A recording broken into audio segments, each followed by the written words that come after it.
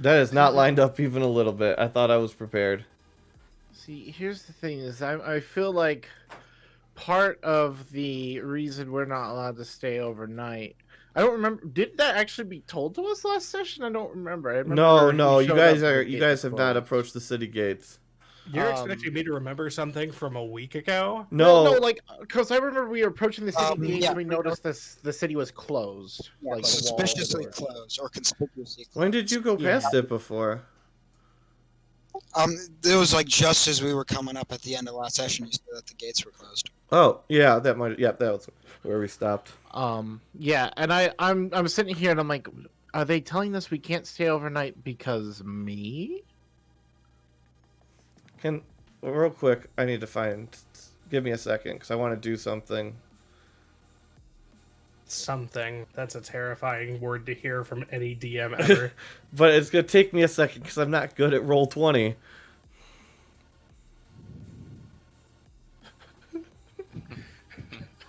Where's the lie, Alvin? I hear you chuckling. Oh no. What's passive perceptions, people? 17. 12. Where's that? It's underneath Yes. your skills. There should be a large horizontal bar above your proficiencies. 14. Okay, I so can check yours right away. Oh, One sec. 12. There you so go. yeah, so Ikarath comes up to Cornwall. So it's been a long adventure, hasn't it? Yeah, why? He's like, can I take a nap in your cart? Oh, it's not really mine, but yeah, if you want to. And he just takes out 3 green mushrooms out of his pouch, downs them in front of Cornwall, and then just passes out back on the cart. Were those the poison ones? He just holds his thumb up and then falls back.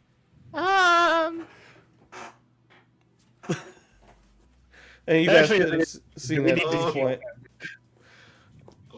Oh god. Should we take him to a healer or doctors? You know, I think he'll be fine. He's taken far more than that in the past. Something can going on always- back there! I can No, cure it's fine. poison if need be. I just don't want to. He's just asleep. I don't. Is he foaming at the mouth? No, he's just like he's kind of rustling around a little bit, like he's dreaming almost. But Sarge says when he starts foaming at the mouth, let me know and I'll cure the poison. Okay. You know, I'm What pretty if sure you this is the quietest he's been this entire journey. Yeah, he's been I trying mean- to talk to me about drugs and you know, and At least it's- smashing things. I don't understand. This is not about ducks. Christ, if I have to hear another thing about ducks. ducks.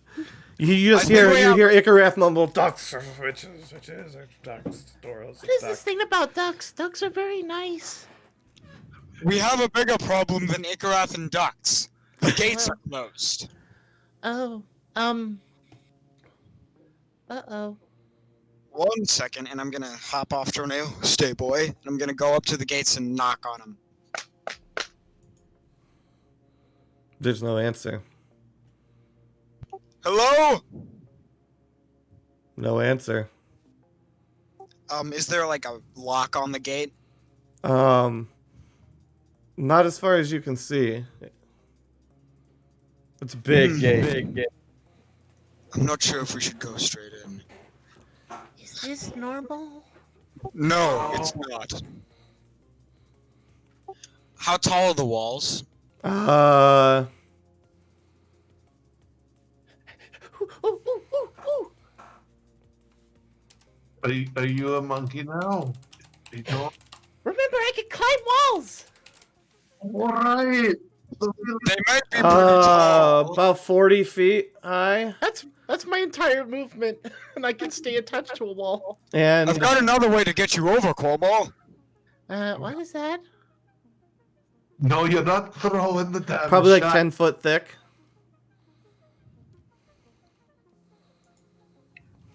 What do you mean I can't throw? I did it with my younger brother Sharon on many times when we were growing up. I would tie a rope around his stomach, swing him over my head multiple times, and throw him, and he would usually sail over the wall. Sometimes he didn't do it, though. He Hey, was fine. Voltaire, do you recall exactly how upset Alvin was when he found out that I was the one who resulted in Zoro's death? How exactly do you think he'll feel if he finds out that you result in Cormal's? When he hit into the wall, it never killed Sharon. Some of his hatchling fangs fell out, but he was fine. No, as the one that's supposed to be the good uncle, I'm going to detest that you don't throw the damn child. Do you want me to go in, or do we want me to You can- not? Alright, here's what I propose. I propose he peeks over the gate. If there is no one there, he can go and unlock it from the other side and let us in. It doesn't look locked. We could probably just push the gate open with enough force, but I'm not sure if we want to do that because we don't know what's on the other side. That's why I said he peeks before he goes over. Please. But before we go on, Meta, general knowledge that we would have about Watun. It's always been the policy. Well, for people who at least know or have asked about, who know that it's always closed after dark. As soon as the sun kind of goes down on the horizon, the gates are closed up. Nobody's allowed in. Nobody's allowed out. Visitors are not allowed in after dark unless they are willing to be confined to their rooms. Yeah. Okay. So It's almost sundown. Maybe that's why. Maybe. That's probably it too. Do they not like people going inside? No, they have some weird lockdown procedure that they do at night, and I can understand it. Maybe the city's inhabited by werewolves. Why? Why would? Don't worry about it. But okay. So perhaps we should just make camp for the night and then go into Watun tomorrow to restock? Probably so. Well, what if there's a specific reason as to why the gates are always locked, as if there's a beast out here that they want to keep out? I mean, If there's a beast, I'll talk to him. there you go. Cormo will talk to them. And if Cormo can't talk sense into them, we have many sharp objects specifically designed for situations like this. Yeah, And even blood I- ones. Yeah, even I know that certain creatures can be a little bit, unreasonable.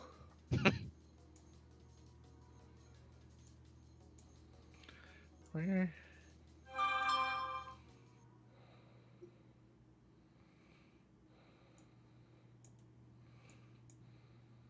Alright, so we let the lad peek over and we go set up camp, I guess. Do you Or want we me to go? Wait, I have an even better idea. I can look over with my owl. That works, because then hopefully, just to see if there's anything suspicious going on. I doubt that is, but at least we can check. Okay, I'm not used to this yet, so do not be alarmed. And just before we go into camp, I want to send Keely up into the air to look into the city. And by Cormal saying he's not used to this yet, rather than losing just hearing and sight, you see Cormal just goes completely unconscious when he switches his consciousness to Keely. He just collapses to the ground. Meta, what do I need to roll perception for Keely to be able to see what's inside the city? We're gonna be flipping maps in a second here. Okay.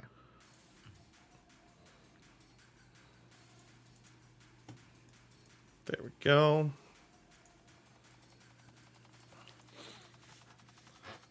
All of them gone.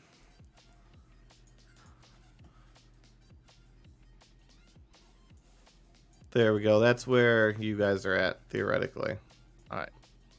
Because I assume you're not just right out in front of the city gates. No.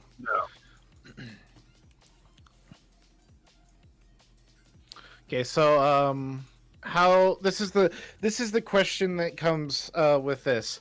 What is the size scale to this map?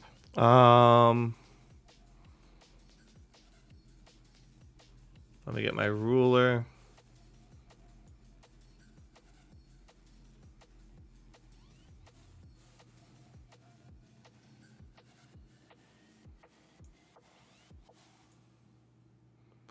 Two, which would be 10. So 2 feet is 10 feet. So 1 foot is 5 foot. 5 times scale. Okay, I just needed to know because for simplicity's sake, I need to bring Cornwall actually onto the map for this situation, and then I need to create an aura for him. So you said it's a 5 foot scale, Yeah. a 5 times scale. Okay, so that means Divide by 5. yeah. So it's 5 is 24. So that's the circle I can stay maintained with Keely. There you go. So yeah, yeah, I'm just gonna send Keely like a little bit into the city just to see what's going on. All right. You see lights flickering. Roll a perception with Keely. All right. Lights flickering behind. Well, we'll see what you see. Okay. All right. Let's see. Keely has keen sight and hearing, so I'm allowed to roll perception at advantage. Let me see. Advantage toggle. There we go. Advantage perception. Well, Keely doesn't see anything. No, it's it's not just a natural one. just houses. Just houses. The streets are empty. Everybody's inside. All right. Well, then, if that's what Keely sees, then Keely's gonna pop back to me, and I'll wake back up. Yeah, just no one's up. Everyone's away. I don't know what's going on. All right, they're probably all in for the night. Yep.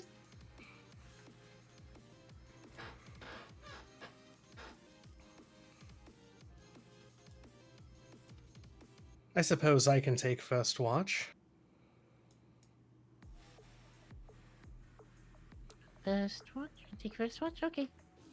And I will have my longbow at the ready, just while I'm on watch.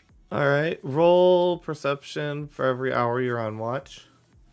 Okay, so we would be rotating what, every 2 hours? Yes. Okay. So in order, people will roll their perceptions. Oh, Jordan. Yeah. No. So the first hour is awful. The first hour. Yeah. You think it's the most safest places in the world. In the second hour, do you hear what sounds like maybe broken glass coming from the other side of the wall? You're close enough, sort of, to hear that. Broken Or glass being broken. Okay. Is there any immediate threat that I tell? No, this is over the walls. Like it's a curiosity. Okay. Okay. I mean that's just information I would pass on at the transfer of the guard. Yep. Who's next? I can go. That's how we'll keep track of it. Oh, so whoever's up here is on watch. So roll 2 perceptions, Elred.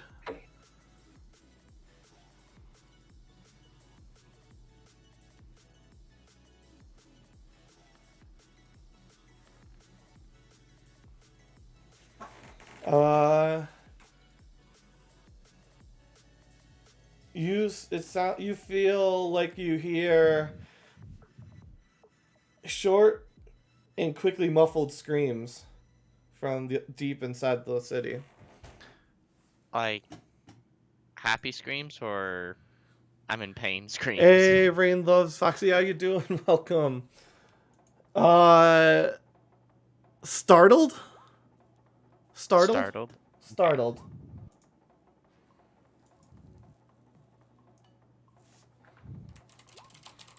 So who's up next? I'll go next. That's fine. So as Elred's going down, he's gonna say to Thalrak, keep a vigilant ear out, because I was hearing some very disturbing sounds coming from the city, and it might not be as simple as we had thought. Alright. And Tosh is going to rub his temple like, Christ, can't have an easy day.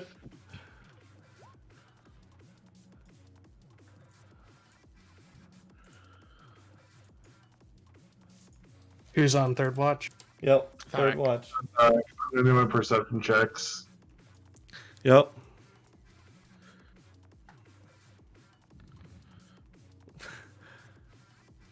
Alright, so Might as well just take both of those. It's a 14. Yeah, that works. Yeah. A 14 and a 19.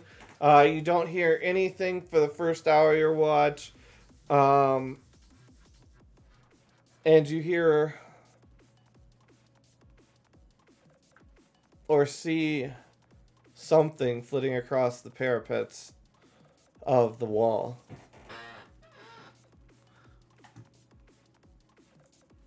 Oh, hello. wait, sorry, what did I hear for the second hour? We're gonna go with Foxy because I'll remember It that. cut out for some reason on my side. I think my headphones had a hiccup. The second hour you see, I think you almost see something flitting across the parapets of the wall. Alright.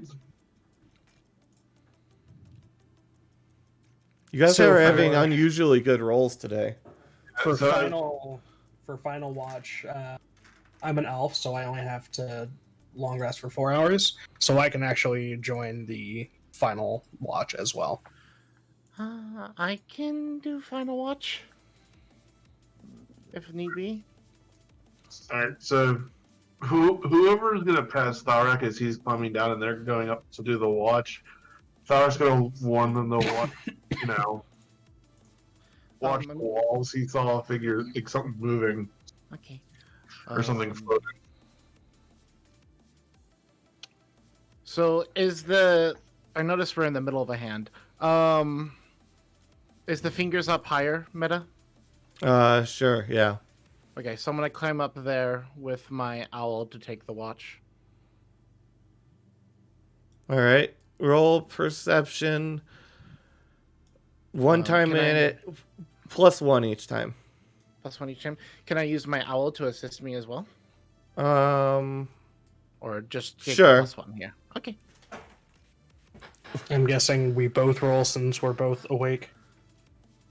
yes, but you don't get the advantage because you're at the bottom. That's fine.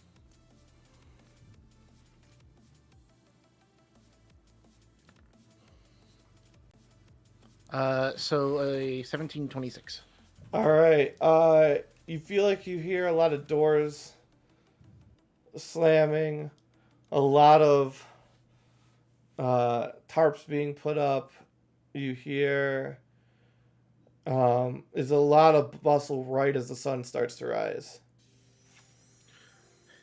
What is that? Light! And you hear and see the same things, Jordy. Okay.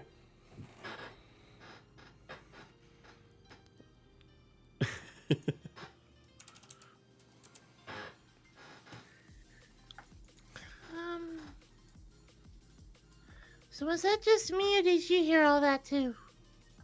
Yeah, I'm fairly certain that Wartoon isn't keeping people out. They're keeping people in. Because there was a lot of noise while I was on watch. Yeah, I heard all of that too from up there. You hear a mumble and you hear Seacrass sit up in the car. Tansy cakes! Peppermint cream balls! And then he just falls back. He is just on a drug trip. That's a shame. We could use his magic abilities if he weren't out cold. Well, he's not entirely useless. We could use him to throw at stuff. Why do you have such an obsession with throwing people, Voltaire? I just can't but laugh at that one. Do you have some sort of anger? Were you thrown as a child? Well, no, I wasn't thrown as a child. I threw my younger brother when I was a child, and we were children. Oh, so you've just always been like this? Kind of. There's no, like, repressed feelings about this or anything? I don't think so. Do you want to talk? You're like, how old are you? 4? While I Yeah. enjoy this therapy session, a bit of important business, based on everything that happened overnight, I suggest that we make sure we are out of Watun before sunset, so that we can not have to deal with whatever we were. Okay. That works for me. Even if when the sun sets, we're getting out. Does anybody have a big cloak for me to wear? Oh, I can fashion something for you real quick. Okay. And My cape has holes, but you could wear it. I was gonna like hold up the goggles that he's been working on for the past 2 months with Cornwall on. Like, hopefully I can get the lenses for these in town, kiddo. We'll get you rightfully set up. I will actually just give my cloak to Cornwall. It'll be faster that way, because I shouldn't need No, no. it. It's fine. He's just saying, like, at some point he won't have to keep asking for things. No, that won't work because Cornwall's tiny. I'll have to make him one with my disguise kit. No, I'm trying to make sure. I'm not trying to make it so I can't see. It's people don't like me. I'm Now I just understand the Voltaire and Jordy and go, people don't like them either, but we still have them. no. Well, What is? well, that's true. No, hold on. I'm trying to remember. They called me a monster when they saw me. So Well, you're with us. I promise we will not let anything happen to you. And if people want to start shit, and he just like motions to Voltaire will very likely throw them for you. Besides, Jordy's a bigger Also- monster than you are. Also, Cornwall, who do you think's a bigger monster? An 8-foot dragon man, a hired killer, or a small thing like you? well, most people suspect that kobolds ambushed them because that's what my clan did. So they just think that I'm here to do scouting or something like that. That's what the guard told me one time when I walked into a town. You're with us. You're not by yourself. They're not gonna. If they start being assholes to you, we'll deal with it. Let me and Uncle Jordy deal with it. Okay.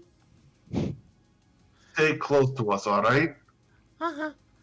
I'm gonna put Keely away because I don't want them to hurt her. That's fair.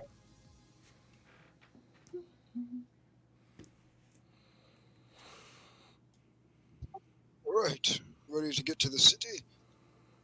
Yes, shall we? Alrighty, everyone who's gonna be in the cart, get in the cart. There's a large elf man in there. It's okay. He won't mind if you stand on top of him. He's unconscious. You could put him on the back of Tornado if you want.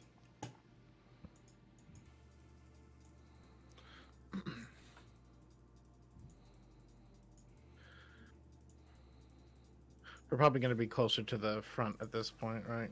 Yep.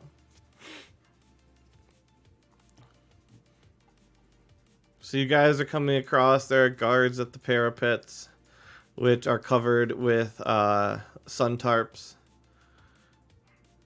And they ask, "What brings you here today?"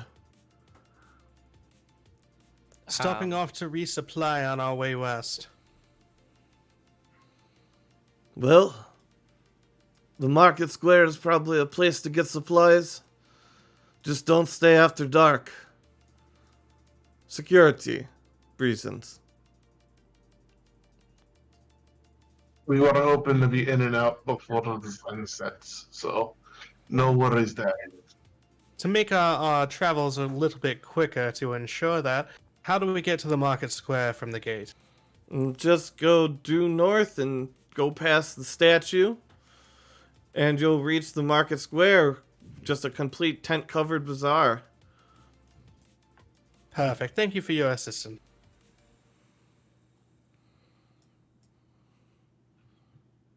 Are the gates open? Yeah, Or... yeah. There you Okay, can just walk through. So,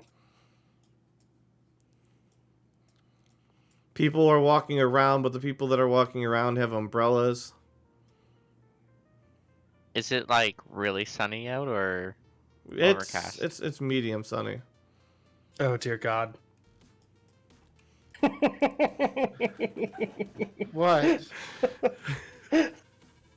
I think Meta took a cue from my campaign, Alvin. Wait, what? I don't even know anything about your campaign. It's sunny, there's sun tarps up, everybody has umbrellas when it's sunny. Tell me, what does that sound like to you, Alvin? Albinos? Vampires. Vampires. Vampires. Albinos? They are all pasty and pale. Oh man, is this Resident Evil 8 The Village? Man, I'm excited for this game. I didn't know I got this. Do people infected with lycanthropy have sunlight sensitivity? No. I don't think they do. So, and plus, it has to be a full moon when they transform. So, lycanthropy was probably a bad guess. Yeah, so it's probably vampires. I definitely don't want to be here with vampires after dark. Vampires are hard. Is there a bunch of orphanages built up to code? Because maybe it's a bunch of werebears who, when on a full moon, go on a lawful good rampage. Oh god, that's immediately where my brain went as soon as he started saying sun tarps and umbrellas while it's sunny outside. Oh. Okay, anyway, we're gonna make our way to the market square. Do these people have bad eyes like me? I'm not sure. They could use a tad. It's a Roll, little I faction assume you guys thing. are all looking around and such. Yes. Roll, so Yeah. you're actively perceiving things. Ye- You can actively perceive things. No, I can't. No, Jordy I'm- can't actively perceive shit all. I mean, I can attempt to, but the problem is this is how it works. I have a 9. It's Elrid daylight and right now. Goji notice that all of the glass in all of the buildings are severely tinted. Hey, look, glass that can't show reflections. I wonder what this is telling us. They really do not like the sun here. Nope. There's people hawking tinted glass in the market square. Who's going to buy the goods for us, or are we all going? I was gonna try to find like a glass maker. Yep, it'll be 20 golds for the glass things you need. What? 20 How, for each lens or 20 total for the 2 lenses. how, That is that. wait, how much money do we need for anything? I mean, I'm still trying to get used to this, but my dad did give me this when we first left paths. And Cormal pulls out a small bag of gold. You needn't worry about it, Cormal. We've got it covered, but thank you for your generosity. Okay, Hold that for something that you want to get yourself. okay. I would be looking for food for our journey. So how much money would I need to spend on food for the 6 of us Um, to get us all the way to the warden's or the next depends on how major pompous of port? food you want. Just general sustenance. I'm not looking for Thalrak chef quality stuff. I don't know, like 10 gold. Okay. And I also count as half for food. So That's fine. 10's a nice round figure. I don't feel like doing the math for 1/2 of 1/6 of 10. Cornwall, you notice Ikarath wake up and start sneaking away. No. Hold on. No. Where are you going? So I will dash up to him and I will chloroform it. I think you would need to grapple for that. Let's go with that. Strength versus strength. All right, I have none of that. Neither does he. Oh no! Oh no! Oh! Not only does he break free, he's screaming, I've got to get some more drugs, mates! You get knocked on your ass. I'll yell at him as he's coming back. Just make sure you're outside the gate by sundown. Meta. What? If I threw cigarette, wait, I'm not there because I walked off. Never mind. Yeah, you were off getting glass. Okay, hold person. Does he always do this? Someone disconnect Tornado real quick. Elwood runs and tries to head off Ikarath. Jordy will undo whatever for a tornado. Oh yeah. What does Voltaire Ikarath is- got for his movement? What's your speed? Is your speed 30? No, he's a dwarf, so his is half or 25. 25. Oh yeah, he would outpace you, but you'd probably end up about here chasing him, so you'd have him in sight probably by there still. And he is interacting with some shady-looking people in the streets. Voltaire's gonna go after the general direction that they went. All right. Should I go over there to help, or should we just stay here? Let's stay here. I'm sure Riley Elrid is rather strong, as is Voltaire. Ikarath somehow manages to survive. That's all I can say. Stick with me and Uncle Thalrak, and you should be fine. Did you happen to see a very high-looking elf and a dwarf run through this way? Yes, they're in the center of the slums. I don't know why anybody would want to go there. Thank you very much. And I'm gonna go towards the center of the slums. All right, you can see Ikarath buying something off of not reputable-looking people. Ridley, what are you doing? They just put BRB in the chat, so they're. Oh, they're just watching this go down. Ikarath! Watch me! What are you doing? What's it look like I'm doing? I'm buying some drugs. I can't do an accent. These accents are not Ikarath, but yep. It's okay. We needed to resupply for the journey. Ikarath, we need essentials. Are you about to tell me that drugs aren't essential now? Yes! Well, I'll be. They're central to my religion. I don't care! Are you saying that I'm not allowed to practice my religion now? I don't care! Mister, I'm gonna make a shrine to all the gods, but then I'm gonna tell other people how they can vouch their faith. I made that so I didn't have to hear people talk about this stuff. Then why are you talking about it? Because you ran off to buy illicit substances. We were here to get supplies. Ikarath, I'll wait here for you to do your business, and once you're done, you're going to come back with me and Elrid. Naturally. Thank you. Elrid pulls Ikarath and whispers in his ear, Ikarath, you have to understand. Every person in this entire city turns into a duck at night, and we must be gone. No, there's only one duck, and it was Doro, and Doro's dead. Doro turned them all into ducks. Doro was not here. He turned Doro them did it before. Yes. I guess. Deception?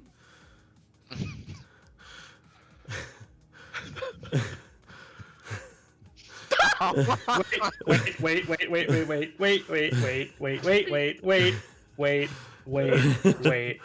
Reroll.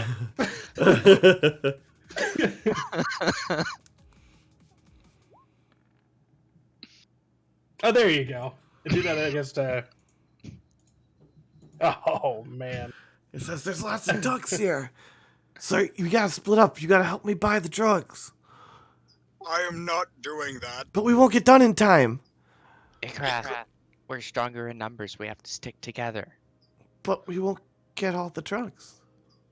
And he holds out this like shopping list that's in a weirdly elegantly flowing hand. It's kind of tilted and circled, and everything's written in spirals. You know, like you would see like a college student like doodle in a notebook. But it all kind of works, and you can read just a shopping list of like probably like 80 different types of drugs.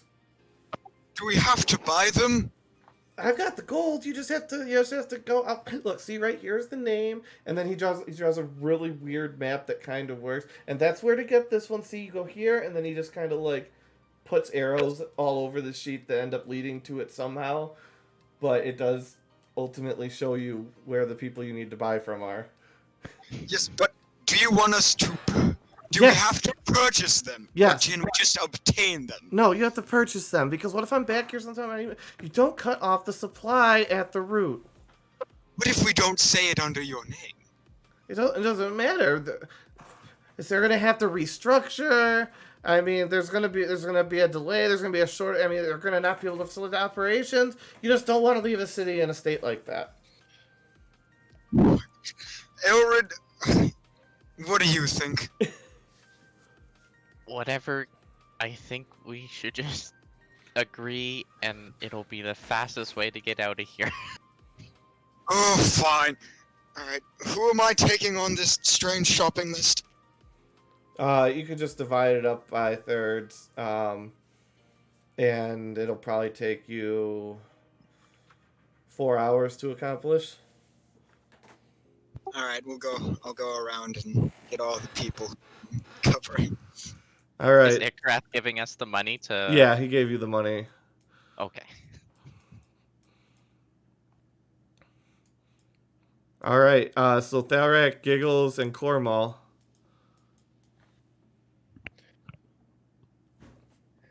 Yes. So Thalrak is buying the lenses, and what are we doing, G? I'm buying Cormal a cloak. Do you think they have a car?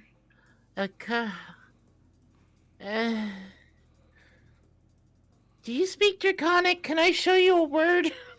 I do, actually. Okay. Cormal holds up the word cartographer in Draconic to you. A map maker. Yeah. Why do you need a map maker for? So I can create a hand that tells me where to go. If I have an idea of where we need to go, we can just create a hand that points us in any direction. Would there be a cartographer in the market square? Yeah. Meta? Okay. Yeah, so we can take Cormal over to that. The better the more detailed the map, the better. All right. You could buy a map of the city in artistic high detail for 30 gold. Cormal wants a map of the world, Oh, not the a map of world? the city. Yes. You could buy a globe for 50. Cormal is willing to do that if he can create an ability to make sure we never get lost. I don't think you'd need more detail for that. So it's this. So it's my, hold on, I'll put it in chat. It is the guiding hand. As long as I know if the location exists on a map made by someone, I just have to think about that location and a hand will appear pointing me in that direction. Oh, I mean, let's say 100 gold for a map that detailed. Oh, hold on. Someone in history must have visited the site and mapped it. You don't have to Oh, own the map. It that's just it? has to exist on a map. So you don't have to pay anything. No, you Oh, don't. okay. You don't even need a map. I don't need a map. Okay, never mind. Yeah, it just says that somebody has to have mapped it. Oh yeah, there's maps that exist all over the fucking place. You're good. If the landmark appears on no map in existence, the spell fails. Yeah, as long as it's been mapped, which like the dark place that nobody goes. Yeah, that would be clueless. That would be clueless. I could never. If there was a monument we were looking for in the middle of that place, I could never locate it. Yep. Or Daddy Alvin's secret dungeon that no one talks about because it's full of dirt. What? That-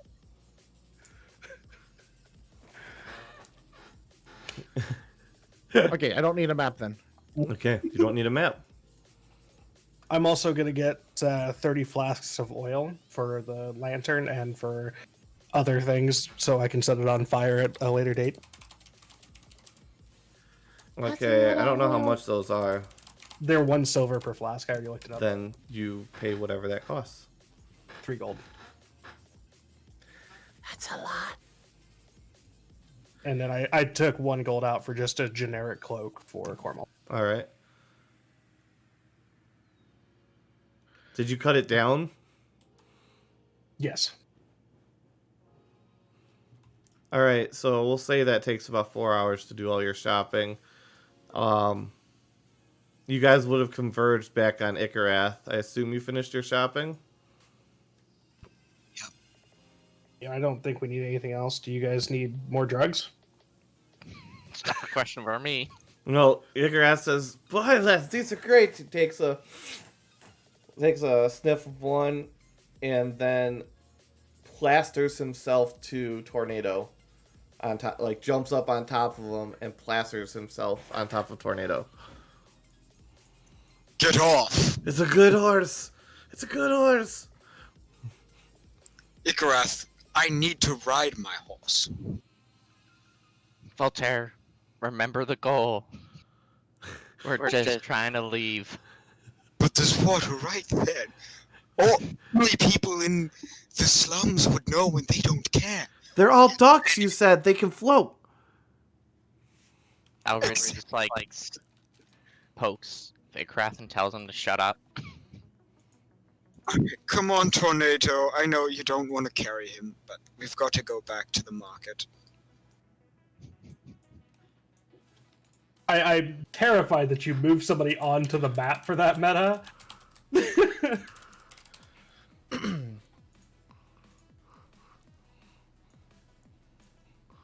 You have to move Ikarath. Oh, yeah.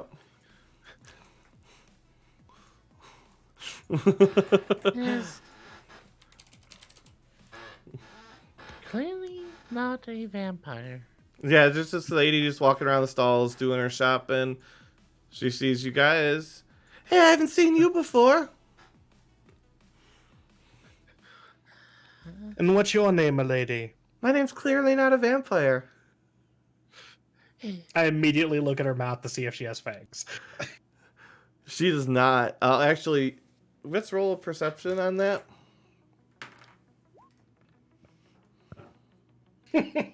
God, my perception is awful today. Yeah, you don't know shit. What is this?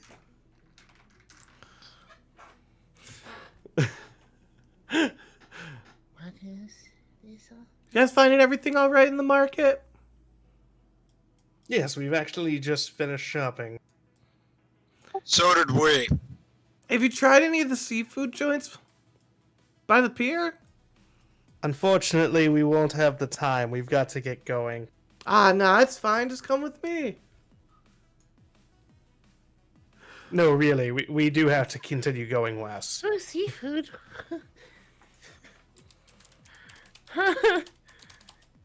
What? What's wrong with seafood? You don't have time for seafood? It's great I seafood. don't. It's the best. Homo. And We're famous for our seafood. Jordy's going to kneel down. He's going to put his hand on Cornwall's shoulder and whisper into his ear. So there's 2 things wrong with this. Cornwall, make Just- a wisdom save of. Make a wisdom save.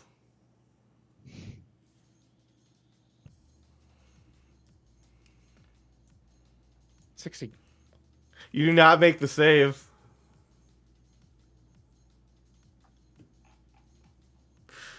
And Also, ahead. the reason why I did that, I'm acting like this, is remember, this is my flaw. that too, yeah. Yeah, you really want to go try the seafood at that pier. It's almost like it's the most charming thing you've ever heard of. Mm-hmm. There's two problems here, Cornwall. First of all, we don't know her, and this city is sketchier than shit. But, No. but- Your What? father told you to listen to me and Uncle Tharak, and I'm telling you, no, we are leaving. Plus, do you want the goggles? We should go outside of the city so I can have a quiet hour to make your goggles. I got the lenses. They're all good to go. I just need to actually put everything together. Outside of character, I don't think I have a choice. You really, I mean, you can try to be a kid and get into trouble. It's ultimately up to you what you're going to do to try to either. Oh no, he's charmed. He's magically charmed. I'm under the effect of charm person, which means I have to listen to what this person says. Gotcha. Getting hit will give me the ability to make the wisdom saving throw again, but right now I have to listen to whatever they say. That's how charm person works. Okay, gotcha. As long as it doesn't involve me trying to attempt to kill myself.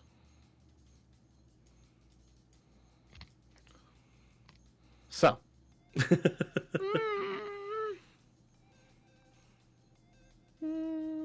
It's the best food in the world. We're famous for our seafood. Where are you gonna get seafood from? Safe Falls? No, you come to Watoon. Best fisherman.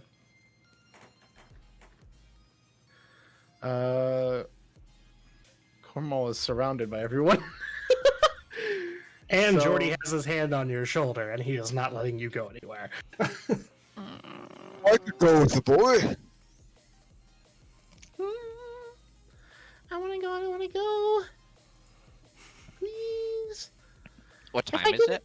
If I get in trouble, I'll just Uh, summon Rex. I'm going to pick Let's up say, like, Cornwall 2 and throw o'clock. him over. I'm gonna pick up Cornwall, throw him over my shoulder, and just start walking towards the exit. Hey! Cornwall, this isn't safe. Ikarath is passed out at this point, but he's still stuck to the horse. Let me go. I'm supposed to go have seafood. I don't know what the only thing you're supposed to do is listen to me and Tharak. If you think something else, then you're not listening to your father. You're heading towards the wrong exit. We're heading west. And That we can is the- head- I know it doesn't matter. The exit to the city is just here. Maps don't necessarily line up perfectly. I find this extremely unfair. And the guards wave and say, "Have a nice day," I think. And your father trusted us to make sure that you stay safe. Not everything is fair when it comes to that directive. Let's see. Ah! Jordy gets locked in the city after dark because it takes a long time to run that far. Okay, first of all, that was me fidgeting, not actually doing I know. I just imagine like Coral just being carried by Jordy, and then Jordy's like, "Hey, what? You got her to run." All right, so yeah, we'll say night is falling. The gates get closed. Put you back at your camp. Oh, no seafood. Alright.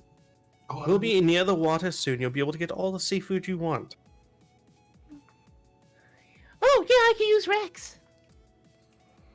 See, and you can even cook your own seafood and probably make it better than what they have had. Do you think different color fire makes better seafood? I don't think Sometimes the it color... helps. I don't see why not. Cornwall runs over and turns the fire blue with thaumaturgy.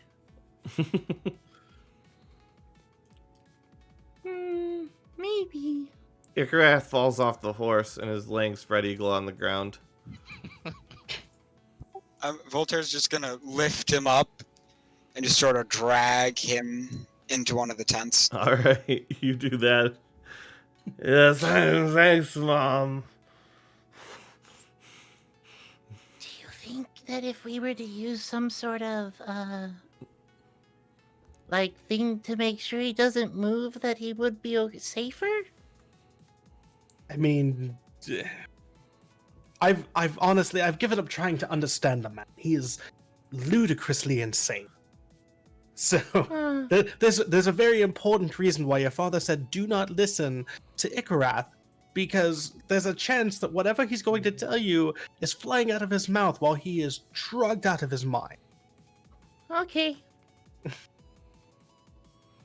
But for now, go get some sleep. I will take the first watch. Oh, you could go off on watching for a bit. Maybe get a rest in your tent. I look to Jordy and go, let me take first watch. I want to do some stuff on my watch. Thorak, get a bit of rest in your tent. It's perfectly fine. No, I'm good. I'm going to take first watch, I think. You can get maybe like 5 minutes of rest in your tent. It'll be perfectly okay. Altair, you're not going to convince me to go into my tent when I want to work on something out here and I can do watch at the same time. Alrighty, you enjoy that. I'll just be behind here. This is all very suspicious behavior. It's just like, Voltaire's weird. More weirder than normal. But it's still within safety parameters. Alright, I'm gonna go try and sneak off to get to the city walls. Okay. Jordy, what are you doing? I mean, I'm not gonna stop Voltaire from leaving. I'm gonna be basically as far up as I can get without having to climb, and I'm gonna have my longbow ready for me to deal with any threats that may appear. And Cornwall?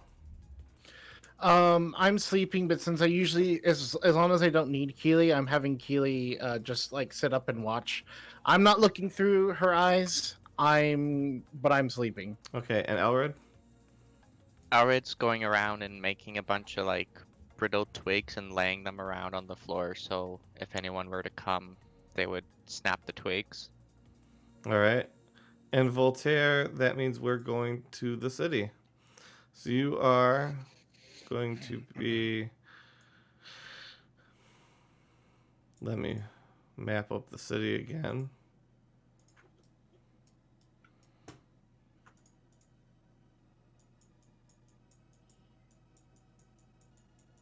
Alrighty. Right up against that wall.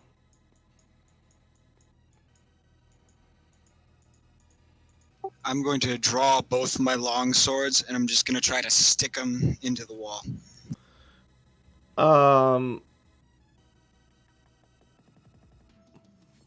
Roll 2 strengths and 2 lucks.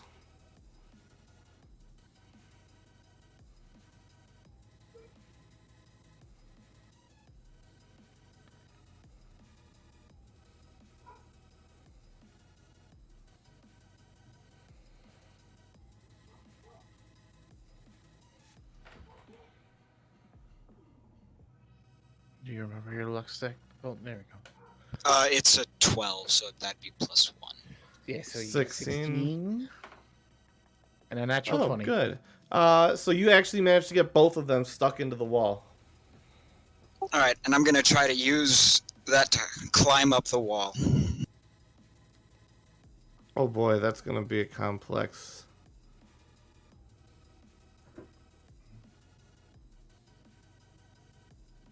Athletics at disadvantage?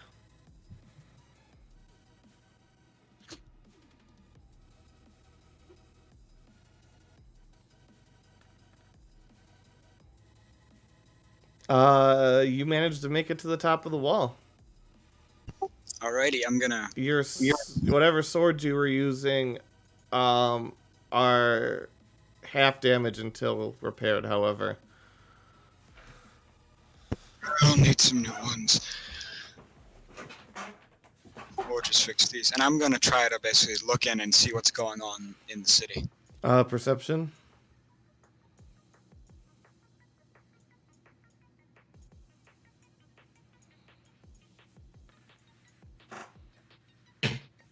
That was an accident. Take the 12.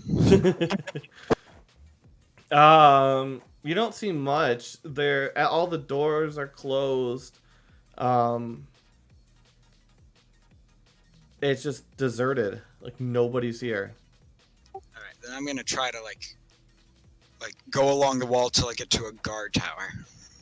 All right, the door to the guard tower is closed. Which one of these would be it? That one or That one. Yeah, the door is closed. all right. I'm gonna try to open it. It's locked. Alrighty, I'm gonna get my maul and I'm just gonna try to bash the door in. Okay. Roll to hit.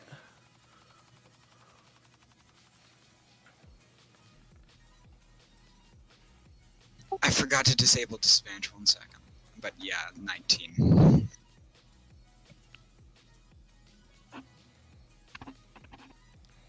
$19. All right, you hit. Roll damage. And mauls are a siege weapon, so I guess would that be double because it's a building? Double damage against structures. Yeah. All right. Yeah, you bash through, and we're gonna reuse a map over here.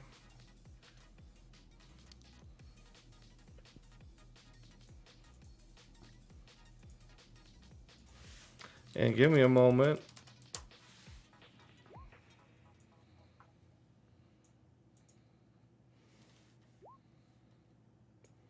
Considering we legitimately just faced a vampire named Clearly Not a Vampire, this seems like an amazing idea.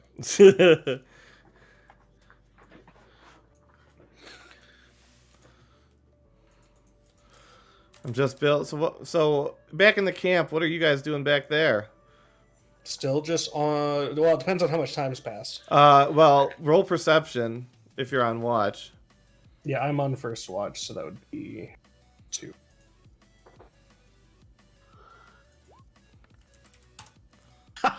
What the hell?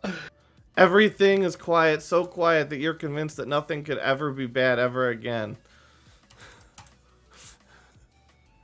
It's just great. Is anybody else on watch, or is it just you? I think Tharak would be for the first one because he's. So yeah, you can roll perception too.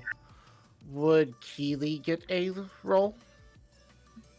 Because Keely's watching. Sure, yeah.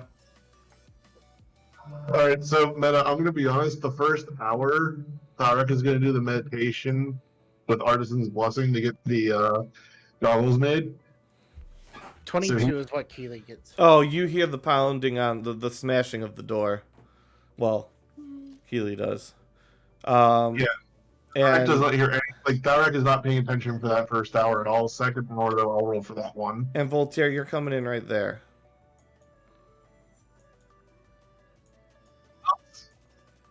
It was gonna be 17. Oh, Keely would go down to Jordy and kind of flap in front of him, alerting him of something's wrong. and everybody roll initiative.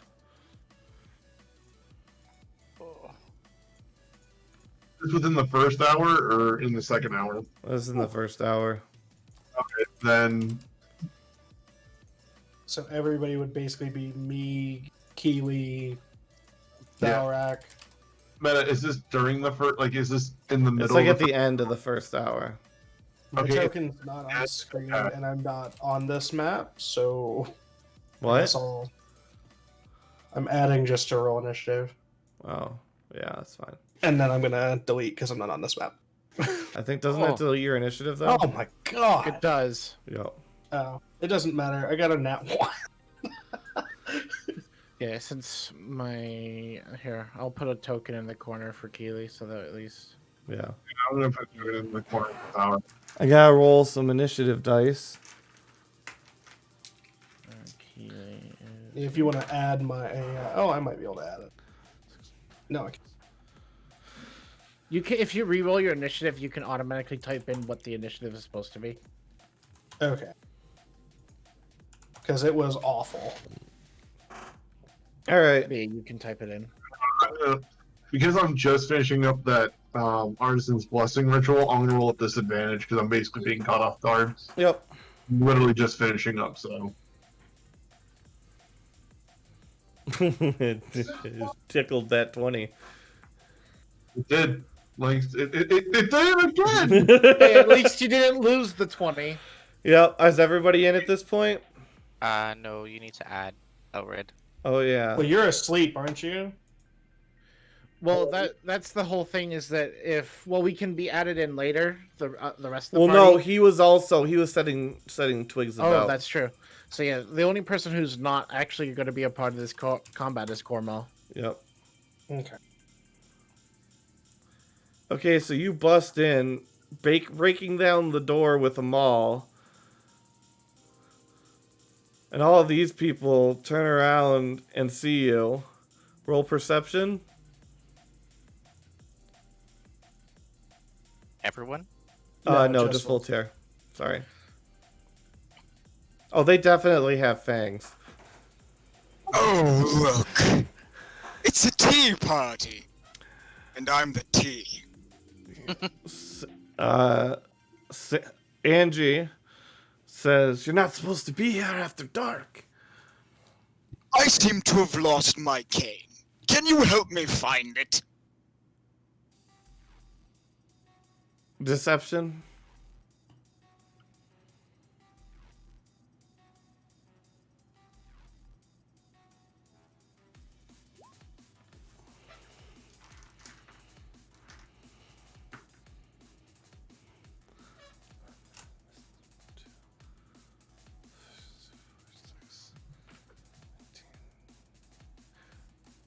That's a pretty good deception roll. That is a very What did you say again? Sorry. He said, I seem to have lost my cane. Can you help me find it? We can't help you with your cane. You need to go.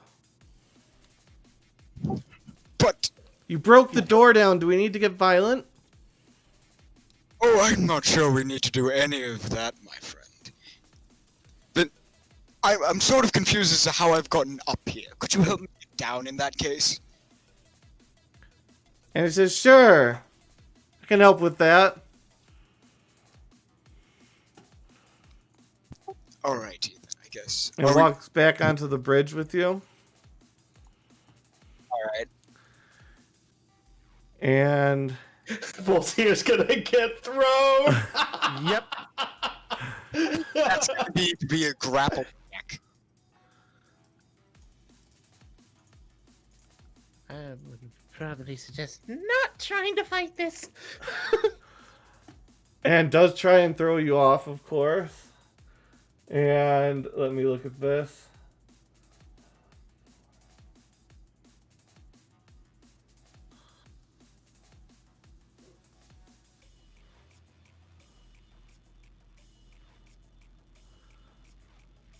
Okay, yep, got it. So roll your strength.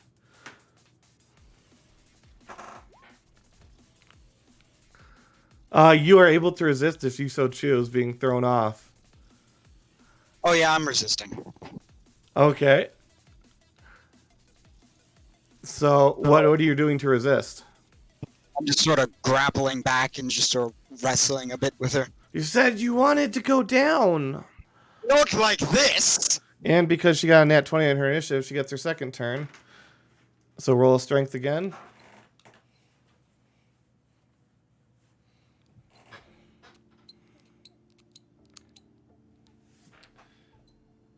You are at a stalemate. You're resisting, and she's trying to kick you off, and you're at a standstill between the two of you. Neither one able to overpower the other, and it's your turn. Alright. I'm gonna bonus action rage, and I'm gonna throw her off. Okay.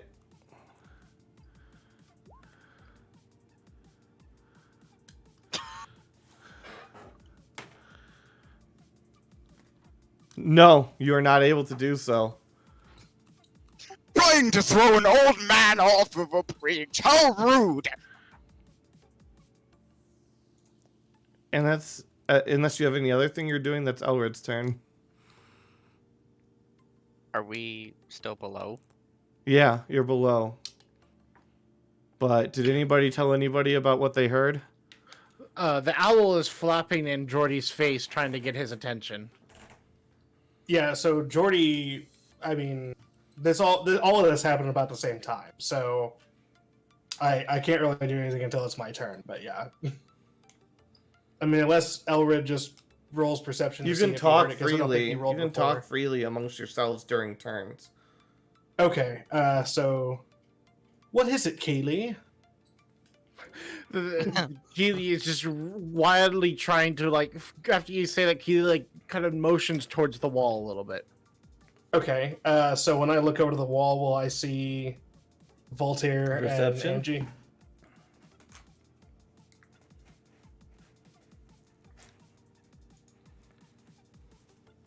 No, What the hell? you don't see shit. You're so convinced that there's nothing there that it's almost like this bird's just gone fucking crazy. You just don't know what's going on here.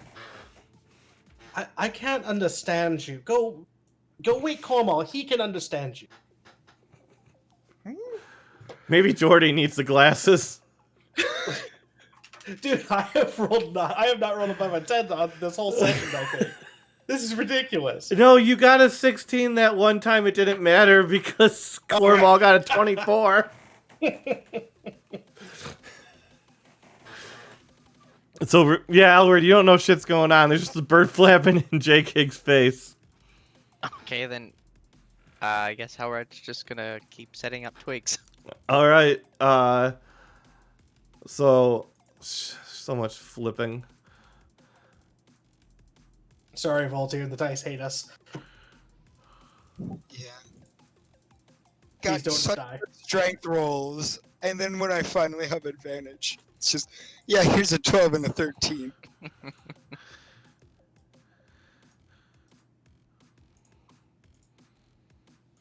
Here comes another person. And Same also tries to throw you off.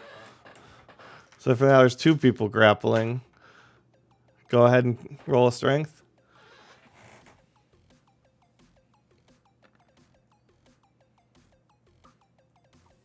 And you are able to fend both of them off. One in each hand. One, like, each of them has one of your hands with both of theirs and are trying to push you off the tower. I wouldn't recommend this gambit. You're like going back, like your like knees are starting to bend and you're like almost going to one knee, but you're still holding on. Keely. All right. Since Keely is able to telepathically communicate with me, Keely will start telling me that something's bad's happening, and you just kind of hear, "What do you mean? Huh?" And Cornwall's starting to wake up at this point, and that's all Keely will really do. Does Cornwall have Just- initiative? Cornwall does not have initiative because we didn't roll Cornwall's initiative since he was asleep. Roll Cornwall's initiative and put him in, and then I will put him where he's supposed to be based on what I find. All right. Let's see. There we go. And then let me grab Cornwall's sheet and then roll his initiative. There we go. 11.2. Mhm. Okay. So you will get skipped this time. That's fair. What? That's fair. And then you will start up next round. All right. Carrie comes out. Which means I have to go back to that map and go grab her. Why did I think this was a good idea to go between two maps? Cocaine's a hell of a drug.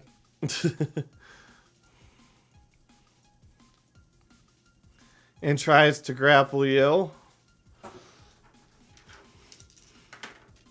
Okay, roll.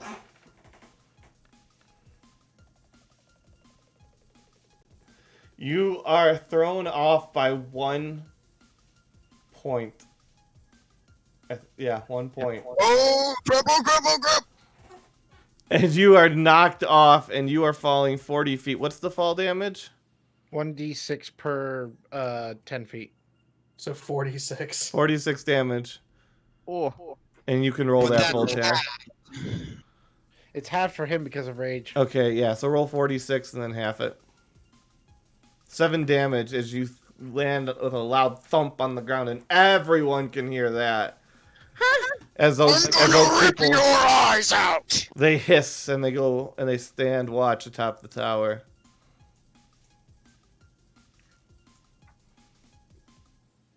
Dalrek's turn. Dalek said BRB. Okay. It's Ted's turn. Ted comes out, he does his thing. He's standing watching guard too. You can hear alarms, an alarm bell ringing from inside the tower. That's what you hear. And Jordy, you don't get to do shit. Because not one. Angie's just gonna run in here, and you're gonna hear an alarm bell running from there. Voltaire. Excuse me. What can I do though? What's the problem? Do you have a ranged weapon? No, Voltaire does not carry a ranged weapon on him.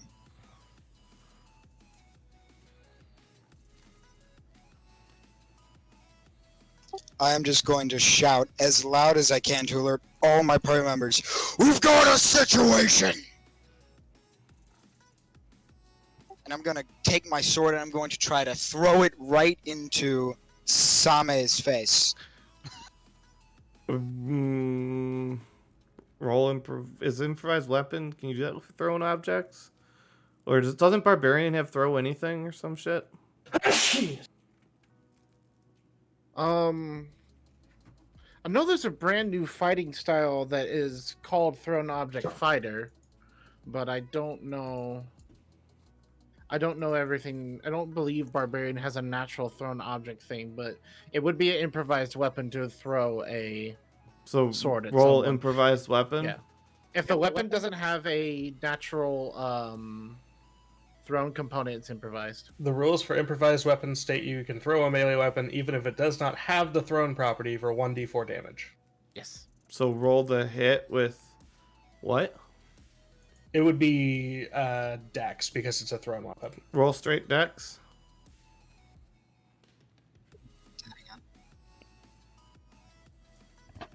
What was that? Oh, you got it. It was Oh no, you miss. It just sails hopelessly over top of the wall and just clanks down on the other side. that's why I don't throw things. Besides people, of course.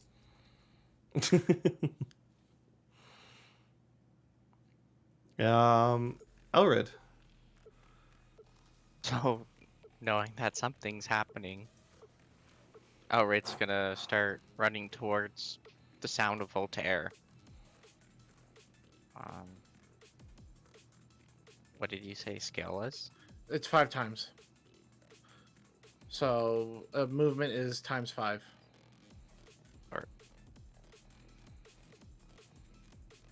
So you can move up to 5 feet on the map. Yeah. Elrid's gonna turn to Voltaire and ask, "What have you done?" These idiots threw me off of a wall after I asked for my cane, and then asked to get down, and they said, "We'll throw you off." So now I had to wrestle with them. As he's yelling that, you hear from the top, that whatever the fuck that thing is, beat down our door with a maul, and then refused to leave. Yeah, I'll beat your wall down too. Do you see this crazy man? Elrid puts his hand up and says, I apologize for my associate here, and we will be on our way. And looks at Voltaire with a stern glare. That one's says, banned from the city. Right? Right? And Voltaire's just snarling at us. Do you want to be used as a battering ram? I don't think you're in any position to talk, and she knocks her bow. I'm talking to my friend here.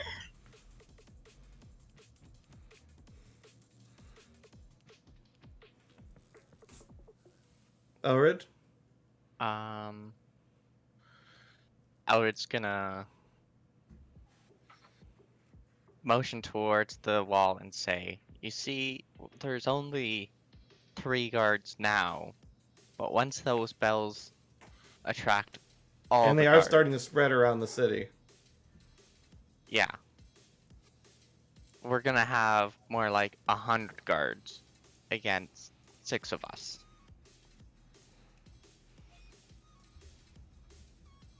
Jordy, Cornwall, Valrak, we're kind of out of initiative for right now. So, I need to get through here. How am I supposed to get through? Why would you need to get through? I gotta go over the Bridge of Death.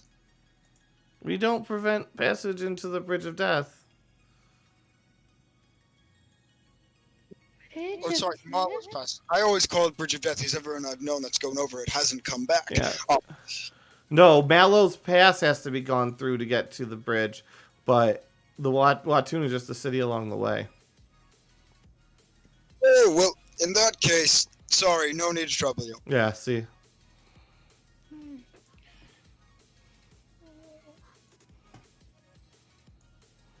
What's with all the yelling, Uncle Voltaire?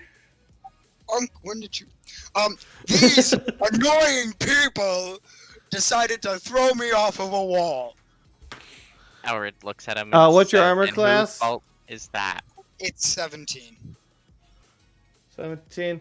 Alright, you get struck with an arrow in your knee for 2 damage. Ah! What the... I wouldn't insult us if I were you. What are you gonna do, Fangy? Steal my blood? Fannies? Make a wisdom save.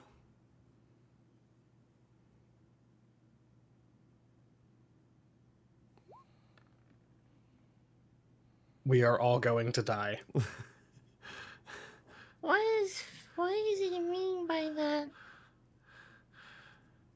And it says, I feel like we bonded, but this dwarf seems to be causing us problems. Why don't you bring us the dwarf? Do I believe him wholeheartedly? Oh, yeah, you're charmed. Oh no. I needed 1 level to be immune to that. 1 level, and that wouldn't work. Elred grabs out his great axe and points at Voltaire and tells him not even to think about anything. I'm sorry. He's right. So the next in initiative order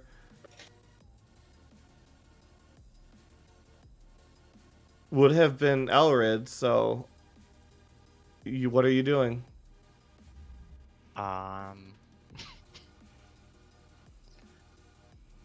Shit, I don't know. It's funny because I was actually about to ask if while all this was happening, if I could shoot Voltaire in his other knee. If Elred chooses to not act and Cornwall chooses to not act and Thalrak chooses to not act, then you could. Elred's going to, not with like the blade, with like the one top part of the axe, try and hit Voltaire's other knee so that he can't move very well. Okay, roll the hit. Oh.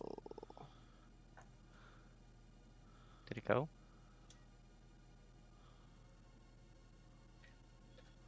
It just keeps trying to edit it.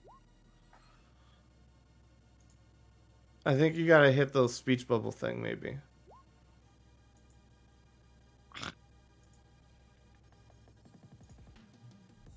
What are you trying to do? Oh, there we go. I was hitting the wrong one. There we go. Do you hit? That's a miss. You know better than I do. No, yep, that's a miss.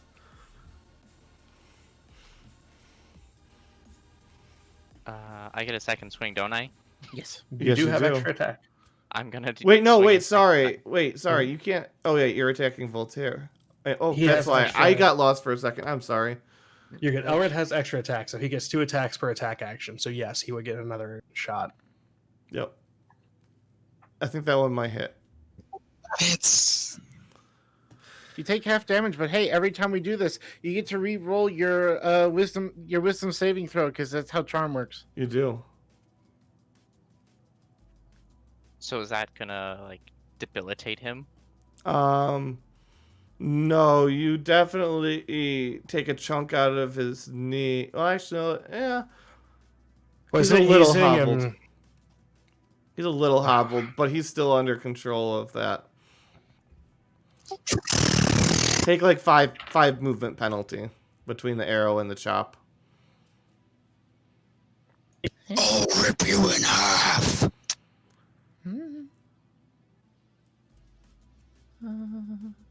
All right, Multi. Elred has an inspiration on whatever he's gonna do his next turn to go around. Keely gets to go. So before Keely does anything, waiting for me to say what to do, I look up at Jordy, and Uncle Jody, what's happening? Fear that Voltaire may have fallen prey to the same thing that got you with the seed. Do we need to stop Uncle Voltaire? Either stop him, or if you can somehow knock his captor from atop the wall, that would be helpful. Either one. I might be able to do either. But, hold on, what's the distance to? Remember, it's a 5-time scale. Yes. And it's also 40 feet up in the air, and Jake Giggs knows geometry. Pythagorean theorem. Hypotenuse. 8 by 8. And then hypotenuse is 64 by 64, which is 128. And then that's 12, so that's a little over 60 feet. Okay, so Keely cannot get up to the person up there. So I will be sending Keely next to Voltaire, and Keely is going to start trying to peck Voltaire's face, Okay. applying the help action for the next attack that goes against him. All right. Then it's That's Cormal's, I pretty believe. good. It's my turn. I don't even need to use the help action then. Because, let's see, and he is in my movement range, so I'll run up with my And you're pulling out my. flanking. I don't even need it. The reason why? Pack tactics. As long as someone's within 5 feet of him that's an ally, I'm able to gain advantage on the attack no matter what. That's I just feel with all Kobold this talk. going on, you can roll an extra die too. Okay, so There's a lot of stuff we're stacking on for advantage. I feel like you get at least one extra for that. okay, so yeah, with that I run up and to make this even more fun, to make sure that I'm not gonna break you. That would be too mean. I was thinking I might summon Petunia, but no, we won't summon Petunia here. No, Petunia can make you stop moving, so I could summon. Nah, I'm just gonna attack. So many decisions. All right, so This is the greatest show! Let's see, pull This is that. the greatest And plan. then roll an additional dice. Okay, so 26 to hit. Yeah, you hit. Oh, All sorry. right. I assume he hits.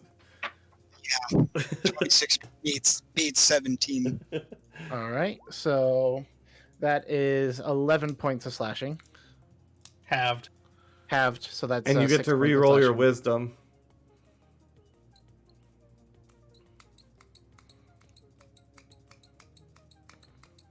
Oh, you break free! What the? Ow! And same, like, kind of like puts her hand to her head and like falls over backwards off of the parapets before you see a bat just fly off. Is it We- normal for people to turn into bats, or is that We a... need to leave. Also, now. the alarm bells are blaring. Okay, is it We- bye-bye time? We need to leave now. Yes. Okay, bye-bye Voltaire time. is going to start yelling vulgarities in Draconic. What?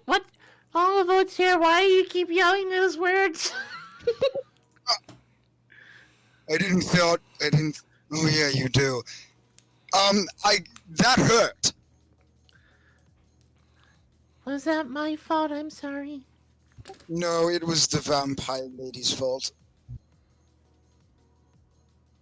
Just imagine coming across an entire city of vampires.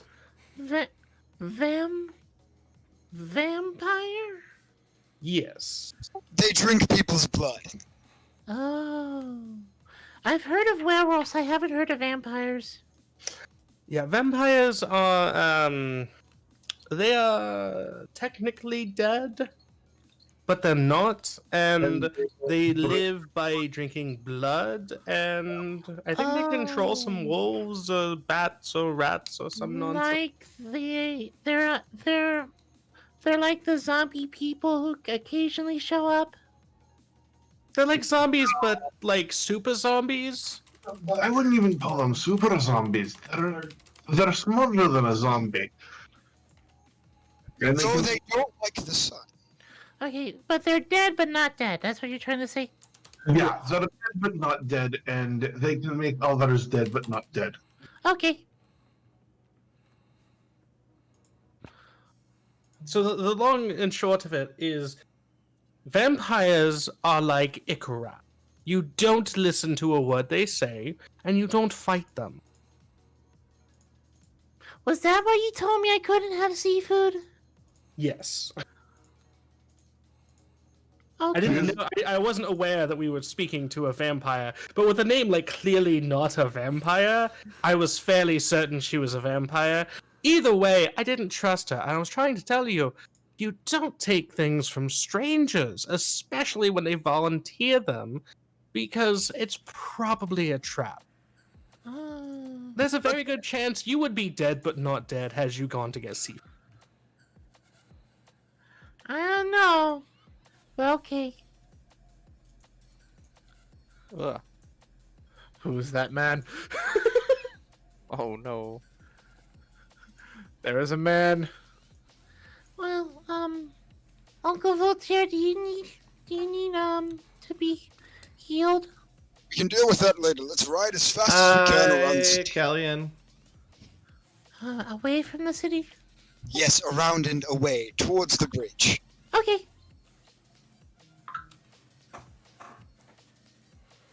All right. Wait. There is a set of towers and a gate that prevent it. If I zoom way in on the map, you guys can kind of shoot. I just got shot all the way across the map. I'm talking about the ones at the far end. Nope, they're right here. It's where the new strange man is standing guard over the wall right there. Oh, gotcha. And as we're starting to walk, Alrak is going to hand Cormal the goggles that will allow him to see without disadvantages in the sun. Remember I told you I was making... Remember we tried out the goggles, make sure the headband and all that was the right fit and size? Well, I got the ones for you. That's what I picked up in town for you. Woo! And now you won't have to worry about hiding your eyes in the sun. Okay. Thank you, Uncle Tharak. Yeah, Oh, you're welcome, kid. and also the significantly less fancy, but here's a cloak for you. I made it small enough for you to wear. Yay! Thank you, Uncle Jordy. Woody and Doc are gonna spoil this damn kid, and Alvin's just gonna be like, "Why do you spoil my son?"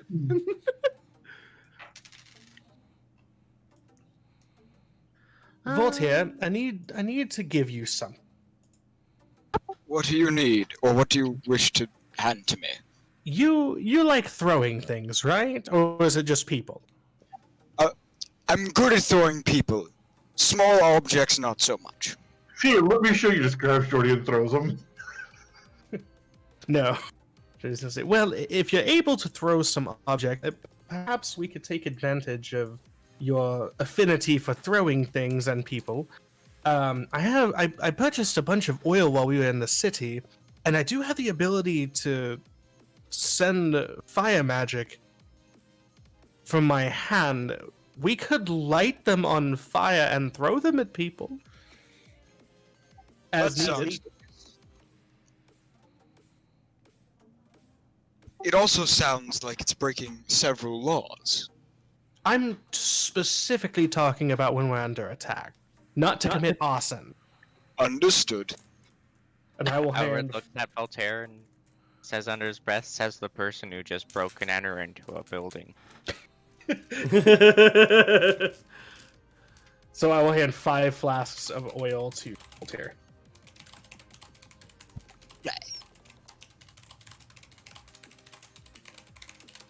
For when it, because I can't use the use an object action and the cast a spell action, so it would have to be a thing. Yeah, definitely not vampires. This is gonna be an amazing combo. All right, so what are you guys doing? There's the gate over here. Is that gate always closed? I don't think I've ever been this far west, so I'm not certain. Normally, this guy. There's a bell to ring. Oh, great, a bell. Do we pull the bell? You can do it if you want, Cornwall. How high is the bell up? About 5 feet. Alred would pick them all out. I request uppies. I request uppies. Alex is gonna do the uppies. He's gonna just put his hands underneath Cornwall's arms and just lift him up like a child. Thank you. I ring the bell. And then you see this guy kind of like come out on top of one of the towers. What brings you here so late at night, and what's that racket? The racket would probably be the vampire city over there. We are only here in the middle of the night because we seek passage Vampires? to... Were you not aware? No. What, you're Yeah. saying there's a town... Well, do you have proof? With me? No, we ran out of there as fast as we could to, not die. 2 people have been magically charmed to do things, mister. And they wanted us to drag another friend in there. I almost got away with it, too. They also have fangs. He just kind of looks confused and... If you're trying to scam your way through the gate, this is the strangest scam I've ever seen. No, we're we're not not trying to scam you. We were answering a question, not trying to scam you, sir. But we do seek passage across the bridge. As the standard, 5 silver per person, 1 gold per cart, and an extra gold for a horse. So that's what, 5 gold total? Yeah, I have that. You know, just to keep the mask where you're going. Was it Barandor? Yes, we're making our way to Barandor. Kind of like spits on the stone by us. It's an ugly place. Just having to stop through is all. Well, I wouldn't stay any longer than you have to. I've not had great luck with the peoples of that city. Oh. Here, take this with you. And he tosses each of you a wooden token. What does this do? If you should have trouble in Barandor, maybe this will help shield you from their gaze. Is there any identifiable markings on the wood tokens that we would recognize? Give me a moment.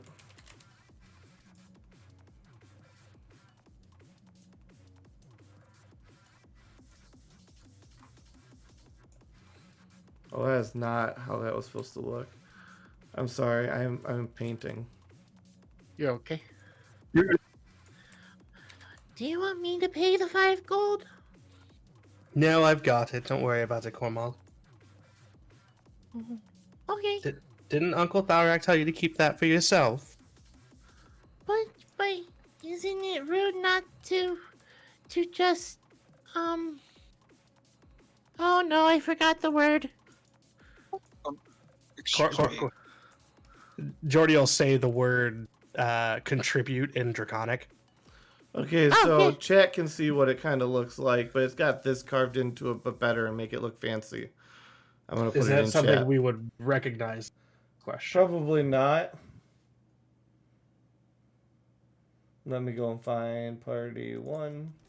There, nope, there we go. I just popped into the stream real quick to see what it looked Yeah, like. it looks kind of like that, but better. Like somebody actually knew what they were doing. But it's kind of like For a me- stylized T and a stylized M that kind of meet there, all fancy like. I'll do that. I don't know anything. You don't know shit. Jordy ain't know shit at all today. What is happening? Ooh, shiny wooden coin. Oh, wait, it's not shining. Wait, can I make it shiny? And it's just as an item in your inventory, you can call it Trevor's mark. No, this isn't anything religious, is it? No. Oh, double nat 20s. Was that a disadvantage? I accidentally had it on disadvantage. Like I left it on disadvantage because of the initiative roll when I was doing the ritual. His face looks very familiar, and you feel like you've seen it as different people in history books.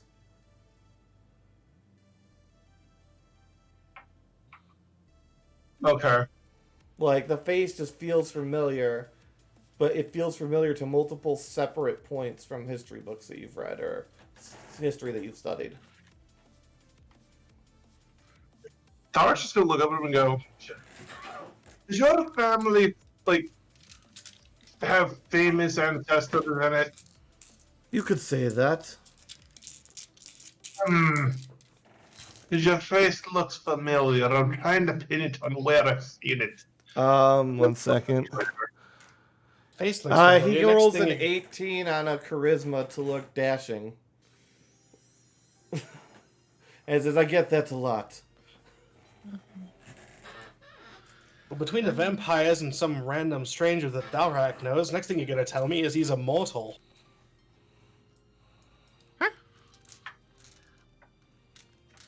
Immortal? I doubt that. What's a silly thing, immortal? The only people that are immortal are the young. At least they think so. I'm not immortal. He means invincible. I'm not invincible either.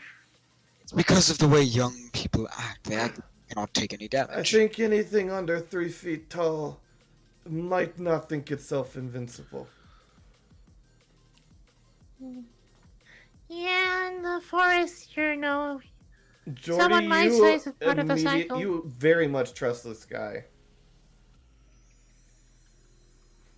I have no reason to doubt him. Got it. You actually think, yeah. You think he's kind of cool. Oh, I wouldn't go that far. Well, we've got to go through the gate. Or, yeah, I'm trying to think like, you're mildly influenced by his words. It's probably a better way. Okay, so he gives us these coins. Yeah, well, yeah, they're wooden tokens, like, but they're coin-esque. Maybe a little bit bigger, like skipping rock size. So how he's up on the top of the wall? Yeah, he just chucked them down at you. So, can you For go this- with a gate? Oh, that had already happened, sorry. For the nice gesture, Cormo wants to give Trevor something.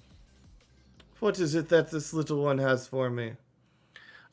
Because he gave me a wooden coin with a carving on it. I'm gonna give him one of my 5 carvings that I had started the campaign, which I have now 4. All right, I'm going to give him my eagle carving. he jumps off the tower, and you can see him cast a spell, and he floats to the ground before walking up and says, Whoa. "What is this little man?" I made it.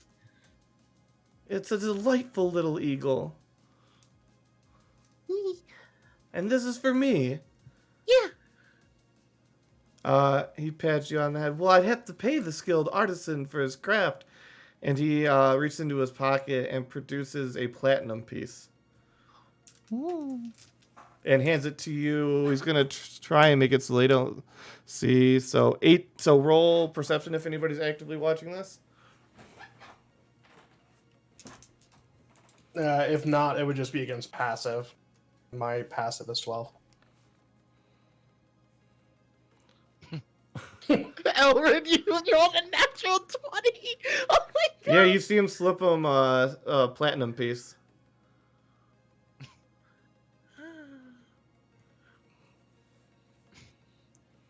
Oh, thank you. Says you're most welcome. Safe travels, and do stop by if there's less disturbance going on. We can all Is that have gonna dinner be- sometime. Is that going to be a problem? As I point at the city. Oh, they get worked up all the time. Somebody forgets to leave the city, and everybody gets a fluster. Oh, that's what they meant by say don't stay after dark. Exactly. Definitely do not go to that city after dark. Okay. And yet you didn't believe us when we were speaking about the vampires in the city. I mean, I've never seen a vampire, but It's they fine. do kill anybody who's there after dark. I don't know what their obsession is. You and me. They do. What? That's why they tell you not to stay after dark. Something about keeping the city pure. Now, do you see why I said you weren't allowed to have any seafood, Cornwall? Oh, I understand now. Oh, I'd so love to just break all their roofs in there. We, thank you again. What's your name? Trevor Marin, at your service, and he flourishes his hand. Thank you again, Trevor. Any time, young sir. And he gives a lower bow than you would expect before walking back into his tower. Are we going to Barandor now? No, we're gonna stop at Mallows Pass because we didn't get to get our long rest last. Oh, yeah. Tell me, Cormo, Huh? you seem to have trouble with the common language. Were you taught Draconic first and then common? So I didn't really finish my teaching in language-wise, but one day I woke up and I could read Draconic. That's due to your blood. If you don't mind, I could teach you a bit of common as it's my second language. Draconic is my first. That could help. Alrighty, it's a very different language from ours. They use letters and things instead of runes, but it's not too hard to learn. So you guys come in from the south. Ish. South? What? The east, I guess? Southeast? South. Okay, there we are.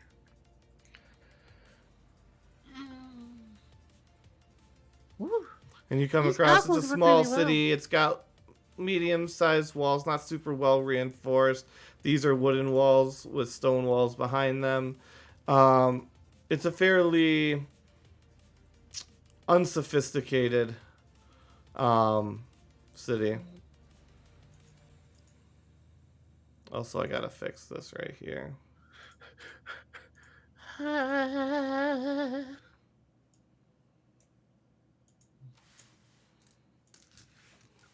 I was just gonna pat Cornwall on the head and be like, "It's all right, lad. We'll be fine here."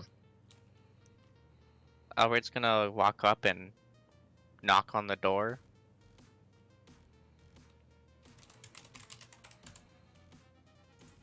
One second. I'm just renaming stuff over here.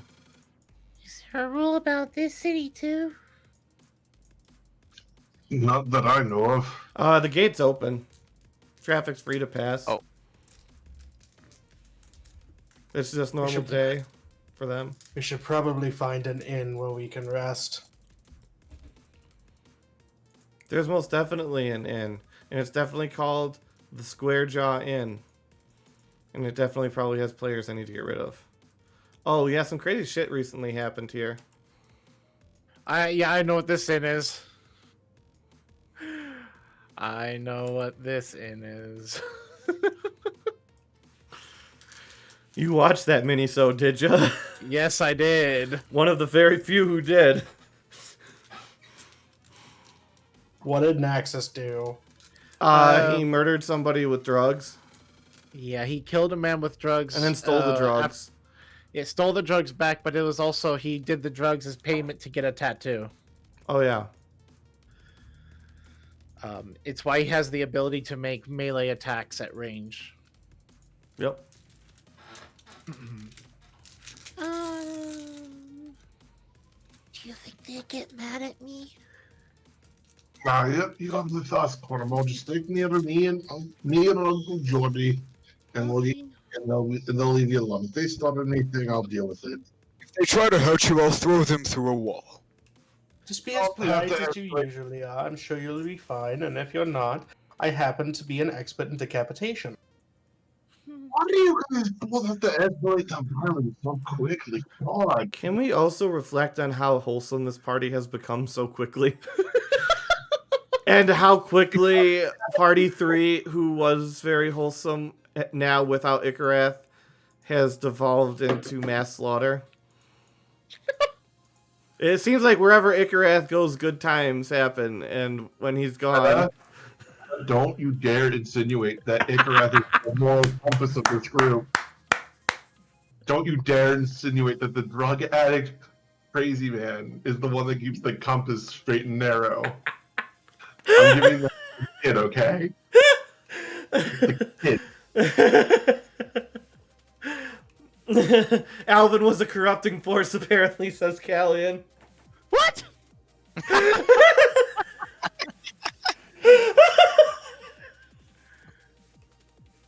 Without him, we are all like protecting one person, so.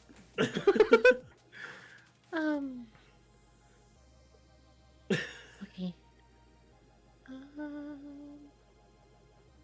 Anywho, Fallon's just gonna go in and go up to the bar at this point then. And he's gonna motion with his hand like closest to Cornwall for him to like join him if he wants.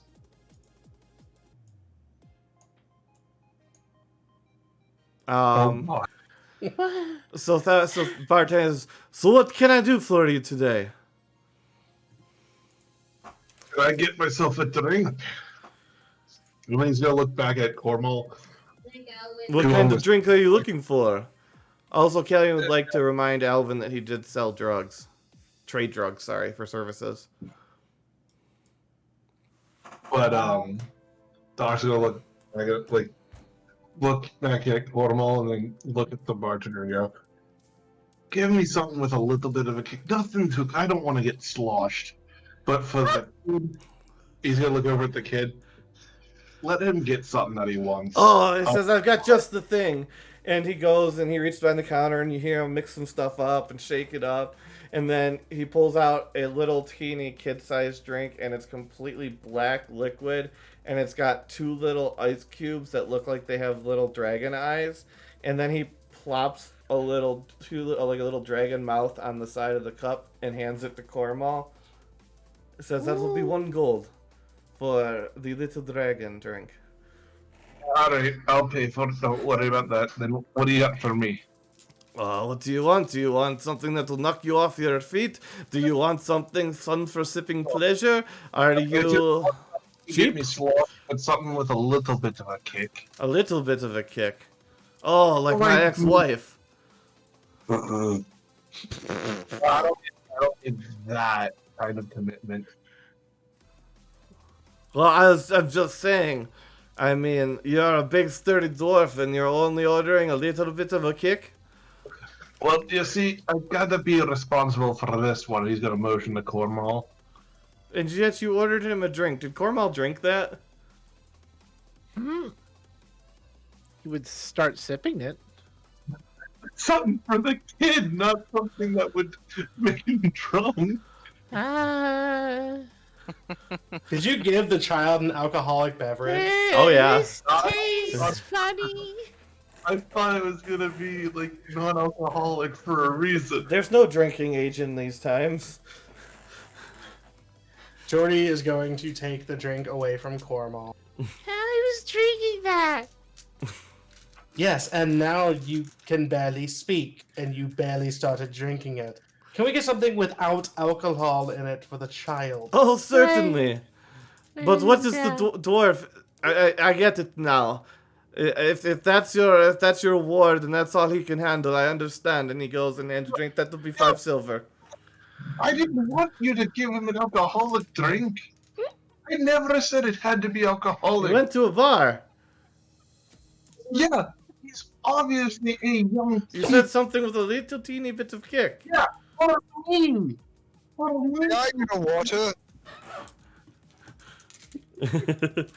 It says we don't serve water here, and then throws a bucket of water on you. Oh my god. I'm sorry. Who doesn't serve water? This kind of bar. You said he does what now? And Jessica the barmaid gets up on the table and starts dancing. Huh? What did the bartender do again? He chucked water on Voltaire, a bucket of water. God damn it! I know what reference you're making. I need a bard.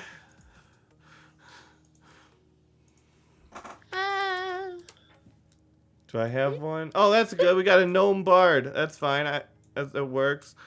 That's chilling off in the corner, singing and playing guitar music. JPEG.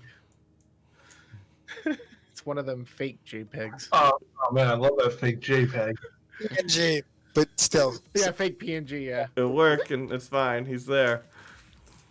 And what are you guys doing? Voltaire is visibly getting angrier. Did the water hit Elrid? You can make a dex save against it.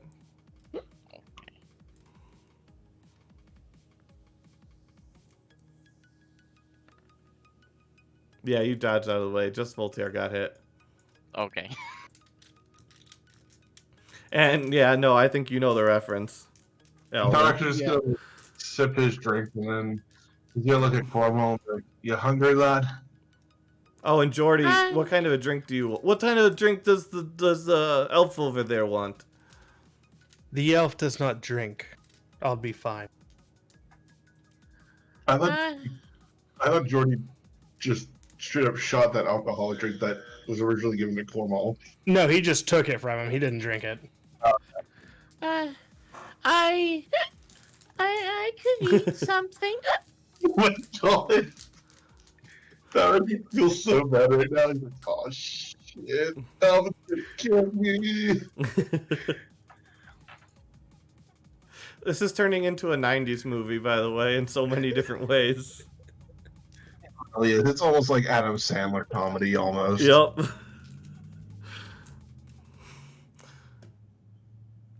Alright. What else is going over? Elrid asks for his strongest ale. So that will be 10 gold pieces. Okay. We call it Lathandra's Burning Light.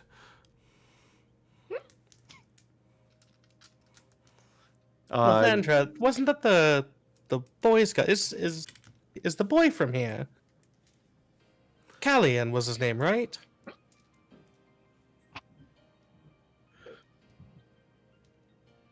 I remember where he's from, but it's not here. I know where he's from. I know that's in character. Okay. I know he's from Barendor. Yeah.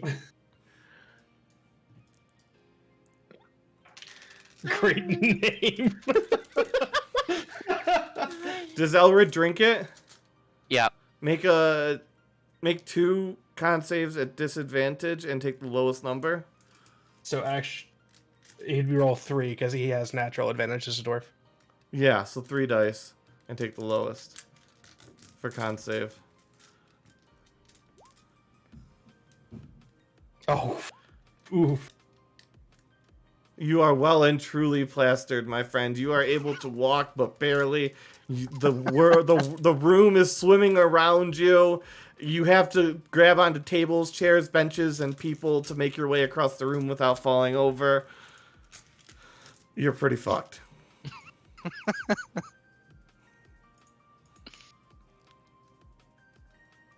Voltaire, what are you doing? Voltaire is going to make it look like he tripped, but he's gonna like try and grab the bard's loot and just smash it on the ground when he falls. Just smash it under him or something like that. Acrobatics?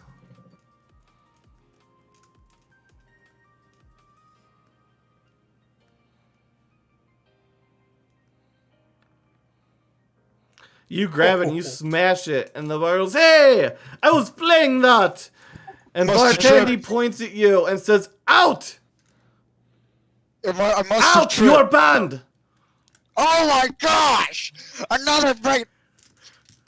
I'm leaving out the back. Okay, you do that. There's a dead Um, body in a half poking out of a barrel here. You guys have a dead body in a barrel. We know! Some dragonborn hobo came by and helped him overdose. I don't understand it either. Dragonborn hobo. I'm taking this body with me. He says, "Fine, we don't have to deal with it. It's yours." He's just gonna pick it up and hoist it over his shoulder. He's gonna go place it in the trees and sleep. Okay. Back here, Jessica jumps off the table and goes about her job, doing her thing. This guy starts picking up the broken pieces on his knees and is crying and like holding it in his hands, like, "How will I earn a living now?" Alec just looks over at him and be like, "Do you have all the pieces, lad?" He just holds it up and just looks at you. And I mean, he's a gnome, so he's kind of not a gnome. He's a halfling, so he's kind of small.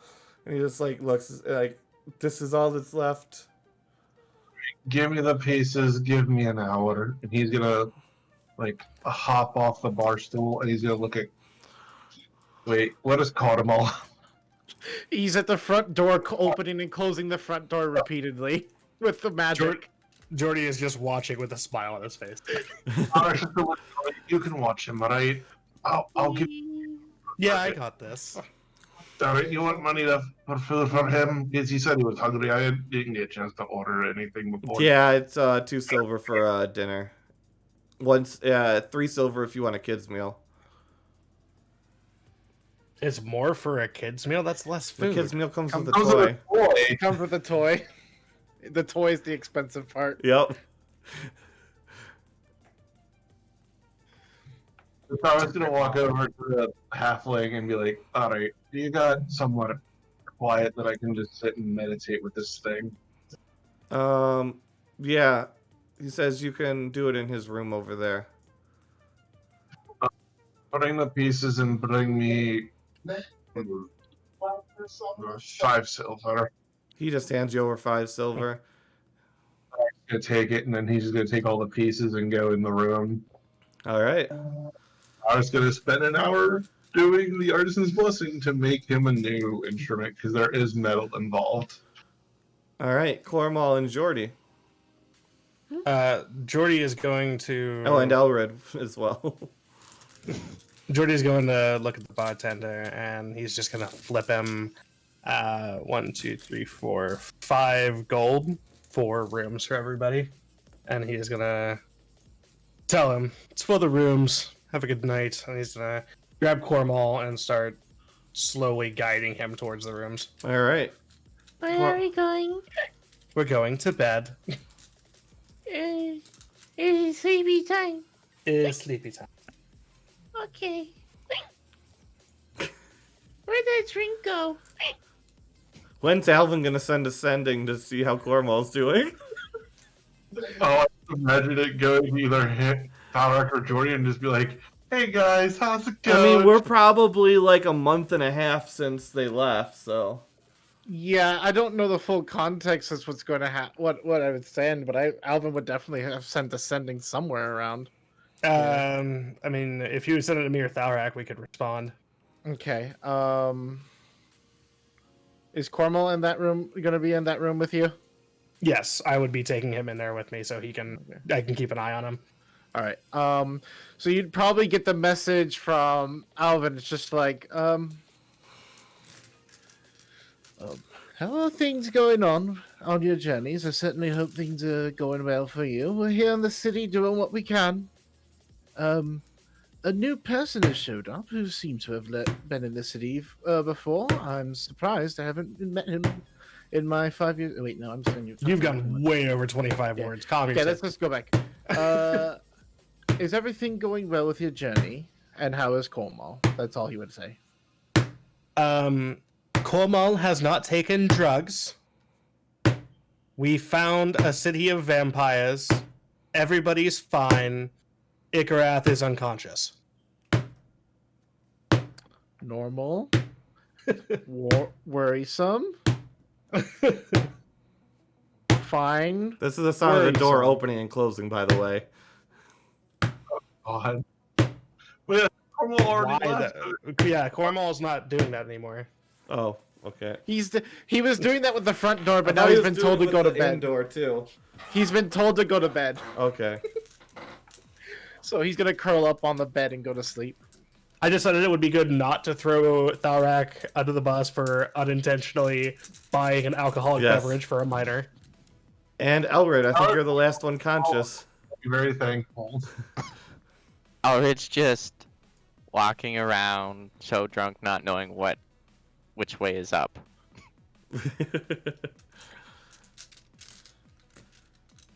You could drink more.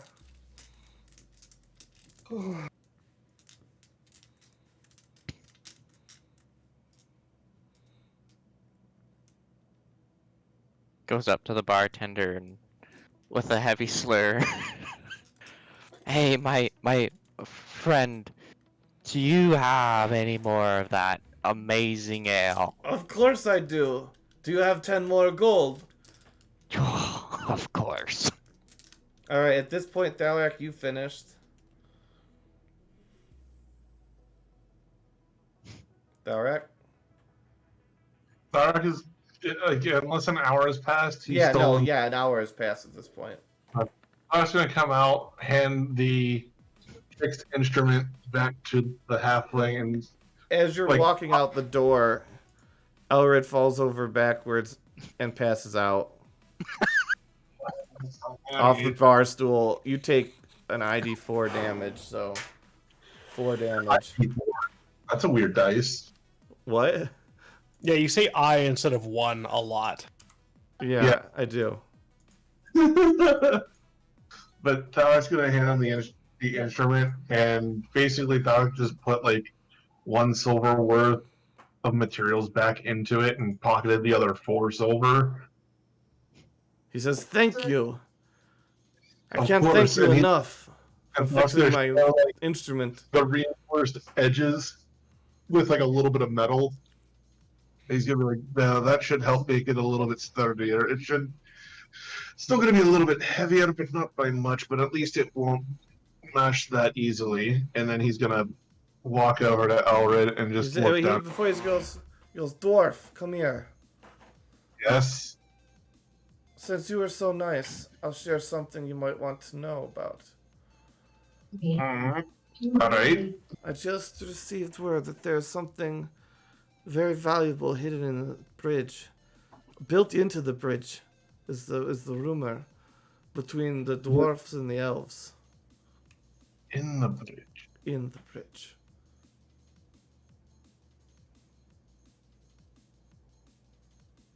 Yeah. Anything more? That's all I heard.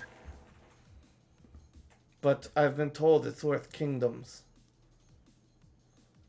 At least to the dwarfs, anyways.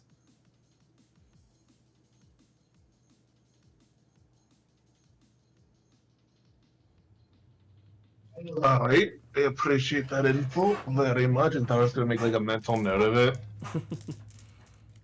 He's gonna like turn back and start walking over towards Elred. And he's gonna like wave his hand up in the air and be like, "You have a good night, little one. Just don't smash the guitar until tomorrow, if need be." And he's gonna go over to Elred and like look down at him just completely passed out, and do like the light tapping of like his toe into the side of Elred to see if he gets any kind of reaction. Alright. Yeah, there's none. He's out cold. Alright. He's gonna pick him up, and then he's gonna look at Bartendi and be like, Did this one order a room? Yes. The edgy one paid for all your rooms. Oh, all right, cool. Did this one have a specific room, and did I have a specific room? No, Or just whichever room you want. They paid for the good rooms, not the bestest rooms.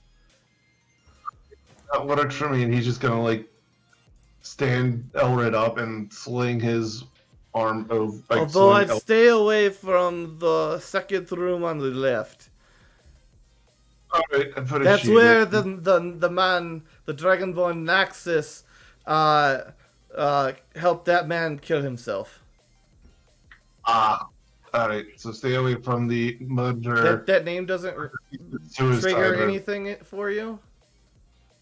Name doesn't ring anything for me. Sorry, lad.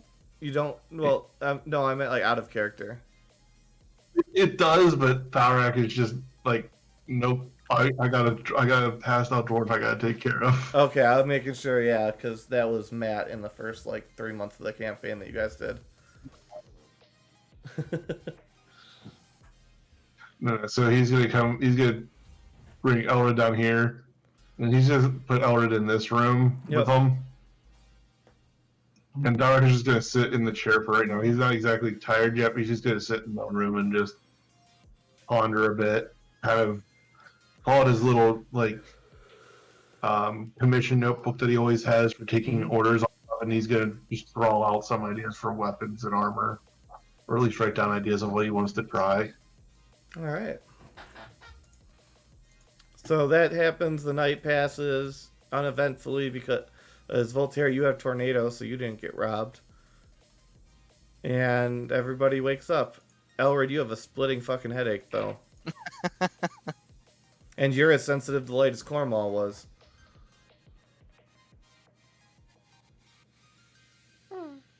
Edward stands up and grabs the sheet and puts it over top of the window.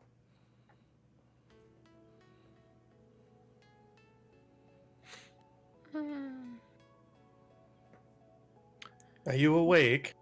Yeah, what did I drink? Poison. Why would they sell poison? Because they make a profit off it, and some people like drinking poison. And you just see the door open. It's not poison. Don't let the man fool you. Remember what Dad said about anything Ikarath says? You got to trust me, boy. And he... 1 second, I have to roll his luck.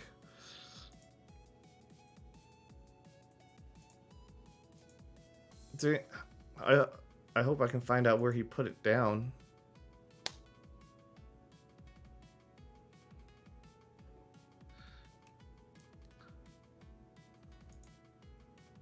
Check the bio page. He might have put it there.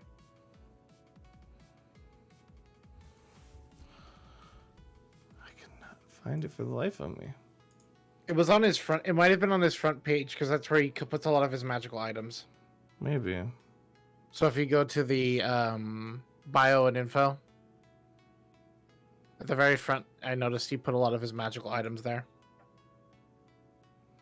Okay, yeah, I got your shoe. Meta, go all the way to the top. And bio and info at the top, not right next to character sheet. Oh.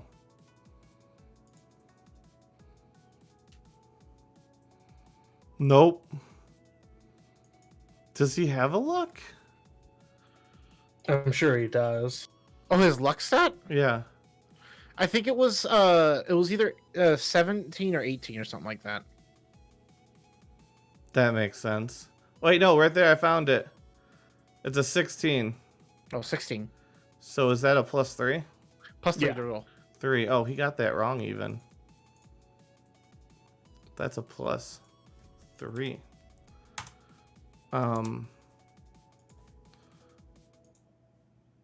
What luck roll is he rolling? That's an excellent question. There we go.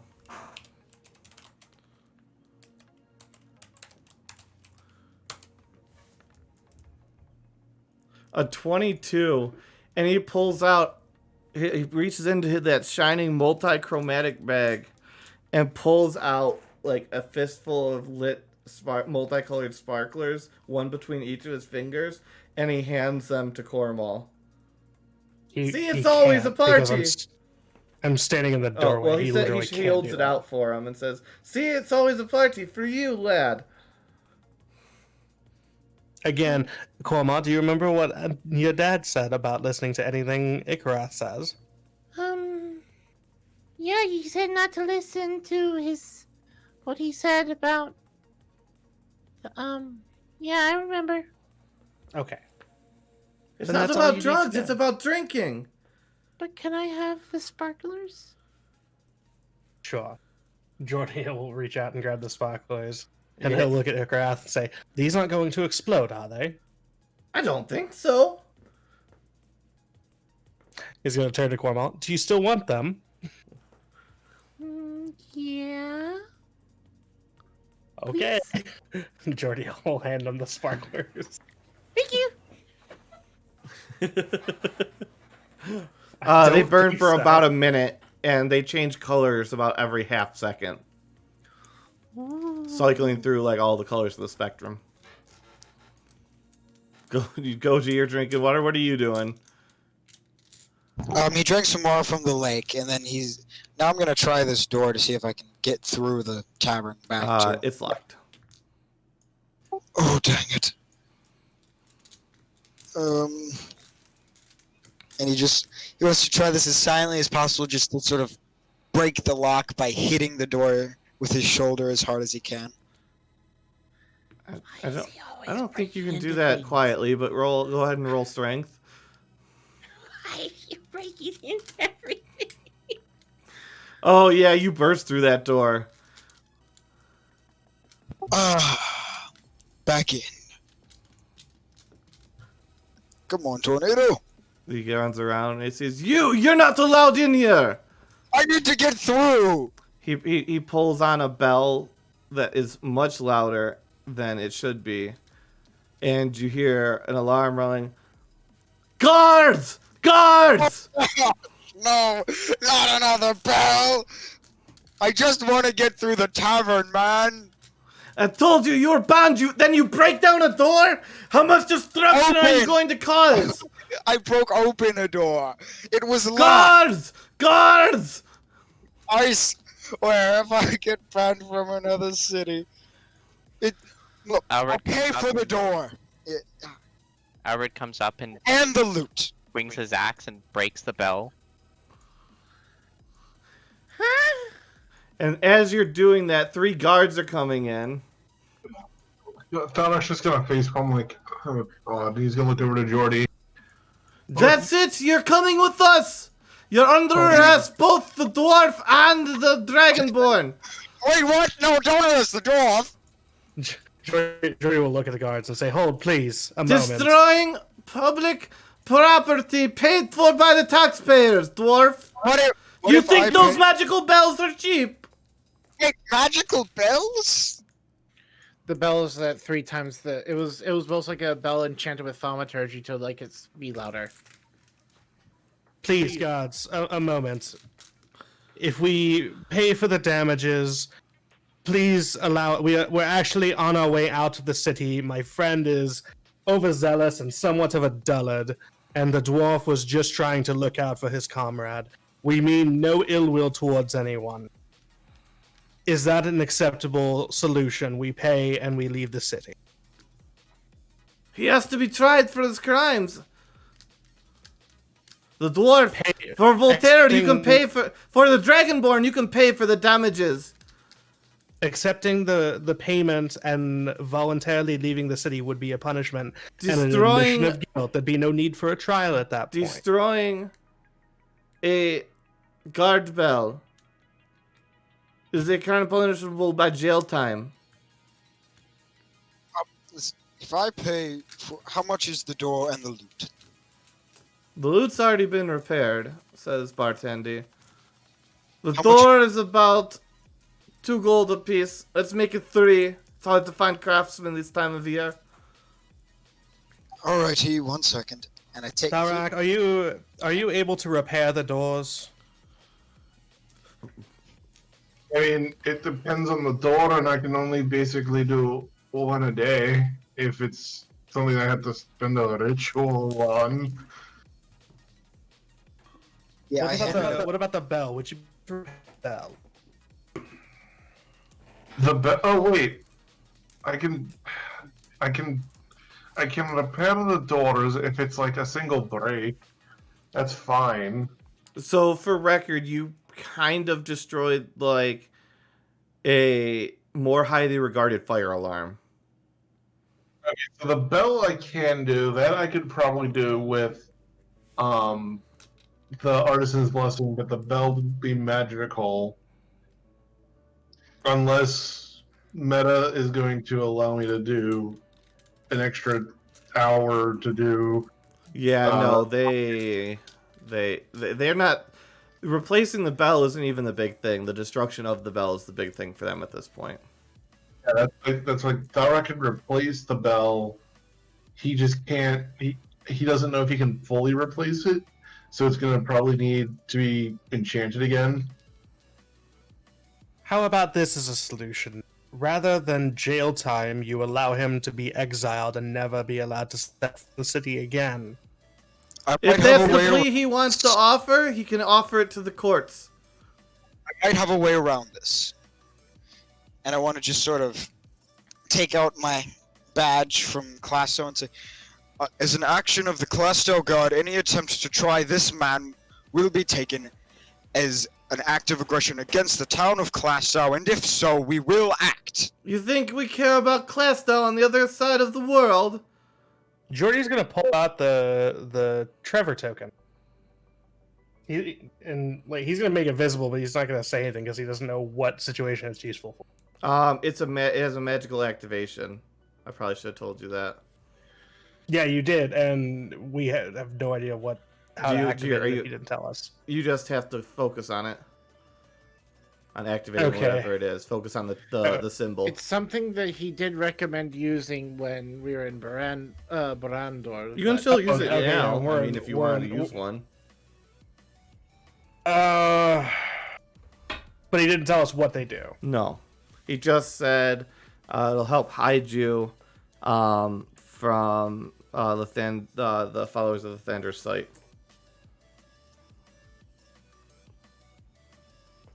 Do these guards have any noticeable religious symbolism on their armor or that they're No, wearing? but the name of the most expensive drink at the bar was called Lathandra's Burning Light. Okay. Jordy is going. Oh no! Okay, so Voltaire's not the one. There on is a trial, 'cause church he of didn't break the Lathandra bell. in the city. Alred's the one who broke the bell, right? Correct. Yes. Voltaire's already paid up. He's good in their eyes. I mean, he's still banned from the inn, so you got to get out of the inn. But you're fine as far as the guards are concerned. Okay, so Jordy's going to step up to Alred, and he's going to pat him on the back and say, "Well, I certainly tried to get you out of a trial." And he's going to lean in and say, "Perhaps you should try using that token." And then he's going to step back towards Cormal and Tharak. Alritt's gonna take out the token and show it to them.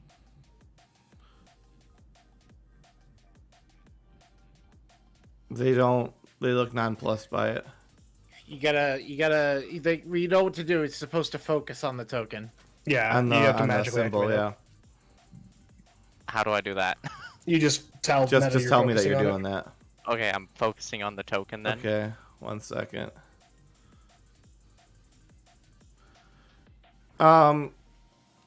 Shit. How do I add a radius thing? So click on the token and then click the gear, and then under token aura, type in the distance you want.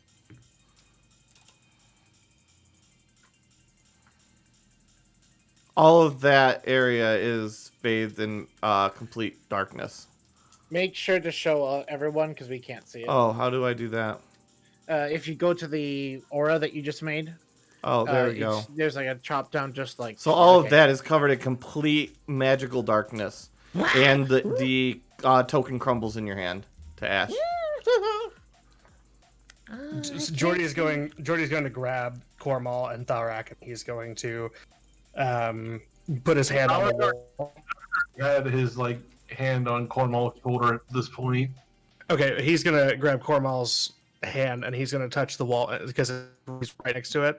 He's gonna guide you guys out of the building. So that's roughly the distance of that. Yeah, make it a little bigger. And see. He has dark vision. He can see. No, this is No, magical it's darkness. magical darkness.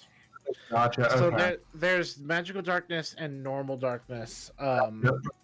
Gotcha. I forgot. Like warlocks are able to see through magical darkness if they take the eyes of the devil. There we go. So that black spot, Ikrath follows you. Okay. Okay, Voltaire. yeah, you better book it out of there.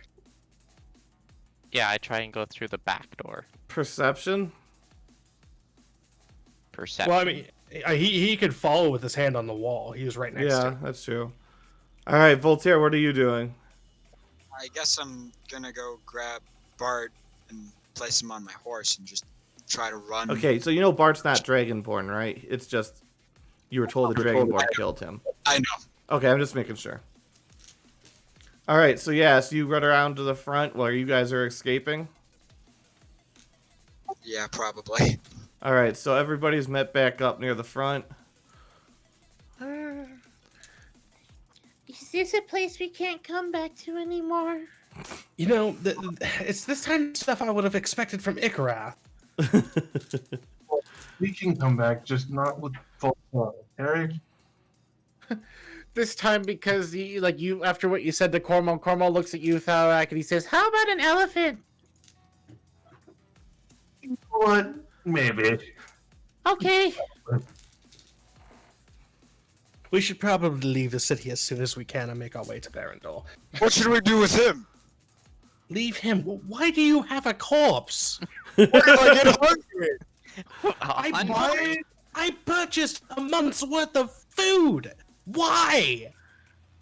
I don't want to eat a human. Don't have to. I'm not gonna even allow this. And Dark's gonna like look at Voltaire and be like, "We're gonna give the body a respectful burial."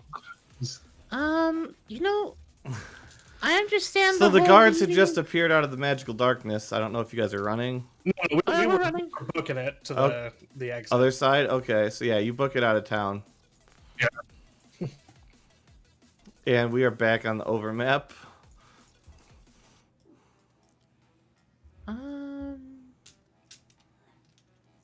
I don't know if Dad's gonna like the fact that we got thrown out of a city. Yeah. Two Actually, cities. 2 cities. Voltaire, how did you manage to get us banned from 2 cities? They have really strict rules, man. Freaking, I break a light door and they're like, oh, blasphemy, he's the worst being in existence. Most places. Actually, that- Voltaire isn't the one who got in the most trouble. It was actually Elred. It was only acting. I do not blame Elrid. He was doing his best to support his comrade, who put us in this situation to begin with. I'm sorry if they're a bit sensitive. It's not like this in the other cities I've been. And that's fine. They're allowed to have their own rules. Let's just do me a favor while we're in Barendor. Keep a low profile, please. Also, speaking of Barendor, how are we going to get over the sea? So while we're doing There this, we're should going be to a go to a port new in camp. Barendor. Gonna do a new Talk camp. about a boat to take us there. Yeah, what can I? I mean, yeah, I can't. Rex can't get us all the way over there. Have to give Barendor us should all- have a port. We should be able to catch a ferry. Okay. Fishing a boat is fine. We'll be fine with that. Ferry sounds crowded. I just want to point out, We may I not went and have found much other like a option. ton of camp maps just to make travel better. Jordy will cast Firebolt on the pile of wood to ignite it, and then he will say, I will happily take the first watch. You guys get some rest. I'm gonna I'm going to go in the air for a little bit. All right, Cool. just Cornwall? don't do Cornwall if you need anything. Huh? Don't go too far, and if you need anything, you holler. Got it? Okay. And for understanding, I'm using summon beast and I'm calling Dexter in, which is he needs to be a little bit bigger than that. Yeah. How big is he? I believe he's medium. So he's the size of a human. Yeah.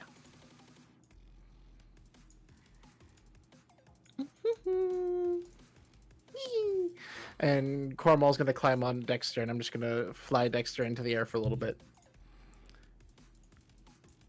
Animal handling? Dexter perfectly understands me, but I Oh. can do animal handling. Dexter is like a conjured fae beast. Yeah, animal That handling I- is for when you're trying to handle an animal that's not tame. Ah. This is Alright, like then, a. you're fine. This thing listens to me perfectly, and that's just Cormal wanted to go up in the air for a little bit. Okay, you are flying around, and would you see anything based on where you're at? Probably not, no. Just the forest. Oh, Thorek, flying attracts hunters. Oh, sorry, prey attracts hunters. Alright. I mean, you are technically prey to something. I'm technically prey to something. We're all prey to something. Yes, but he's visualizing that there's prey here. He's a dumb kid, Voltaire. I'm not gonna ruin him and make him freaking hate everything and the gods like you do. If gnolls show up, I'm blaming the kid. Fine. We can handle gnolls. We can kill gnolls. It's not our first rodeo dealing with things that want to kill us, and it won't certainly be the last. So Ikarath pulls out of his magical pouch what looks like powder. He looks at it, throws it on the fire, and the fire explodes out, and everybody's covered in glitter. Jordy's going to Sorry, cast mates! Firebolt at Ikarath. What was that? Jordy's going to cast Firebolt On Ikarath. at Ikarath. And it misses off to the side. It's at this point that Cormal comes down to see what's happening. What? I was just trying to have a party! How exactly do you expect me to stay hidden when I look like a damn disco ball? Take a shower? Cormal goes up. I can help with the skin, but not the clothes. Jordy will cast another Firebolt at Ikarath. Ikarath, it just misses off to the side again. What rolls today? Cormal, are you trying to use your half strength prestidigitate? Yeah, he's using the handkerchief to clean off the glitter. Oh no, you have a half strength spell of prestidigitation too. Oh, I do? Yeah. I'll Yeah, use for that. being because you were adopted by Terry, she gave you I'll do that that, too. ability. Okay, I'll so do you that. can get rid of all the glitter. Yay. With time. Yes. It'll take I'm a few putting that in casts. now. I'm adding that to my character. Yeah, so it's like half strength, so whatever it could do, just half it. Okay. So several cash, you can get rid of all the glitter. Yep. Why? It's a party bag. Go to bed. It says, "Oi, mate, you can join me." And it says, "Here, peace offering," and he hands you a mushroom. I will throw the mushroom into the fire. Mate, no! And he jumps in the fire after it. Takes 4 fire damage and grabs it out and gobbles it up and says, "That's kind of tasty." And he starts wobbling back and falls backwards on his back, unconscious.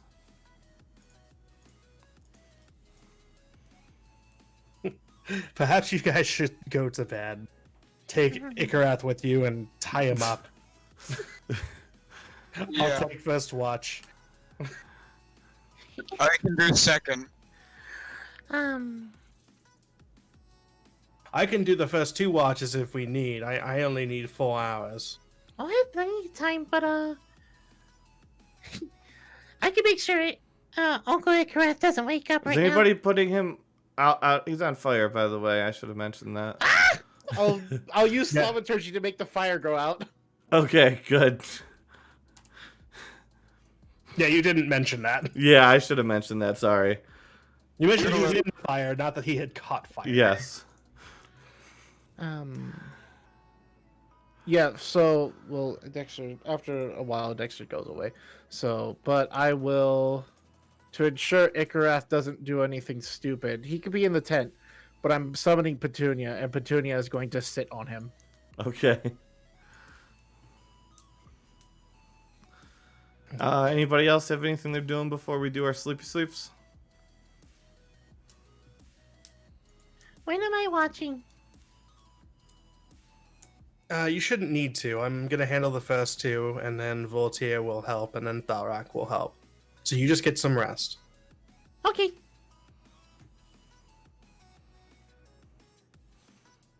All right. Then we will flip back to the world map. As you continue along your way to Barandor.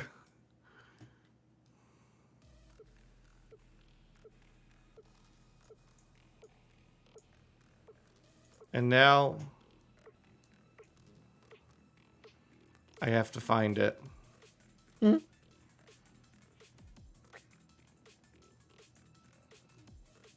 All right, this is Barandor. All the buildings are made out of quartz, Hey, look, Nexus is back. tinted quartz. Oh, Nexus is gone. Yep. Which side are we coming in from? This side. So There's before we lights get to- everywhere, both magical and torches.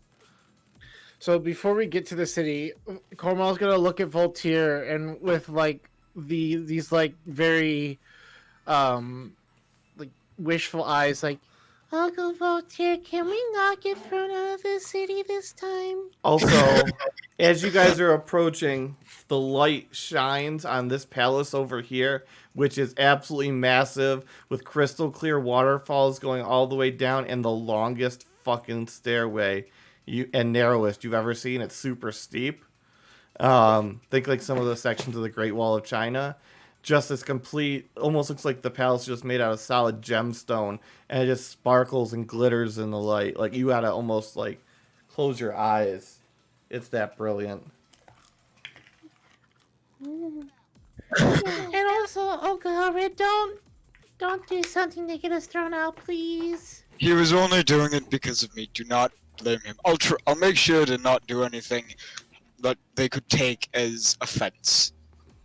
Or try to, at least. and Cormal gives Voltaire a hug. Thanks, lad.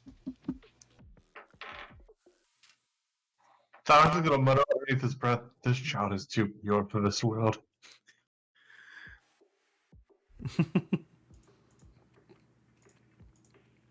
So what are we gonna do here?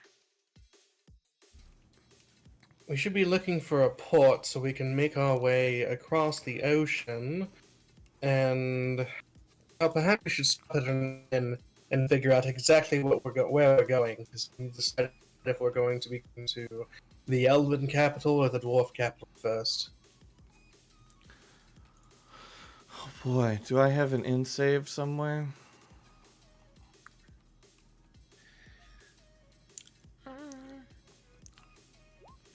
You know, I was gonna go based off of how many dwarfs and how many elves we had, but we have the same number, so I'm not sure now.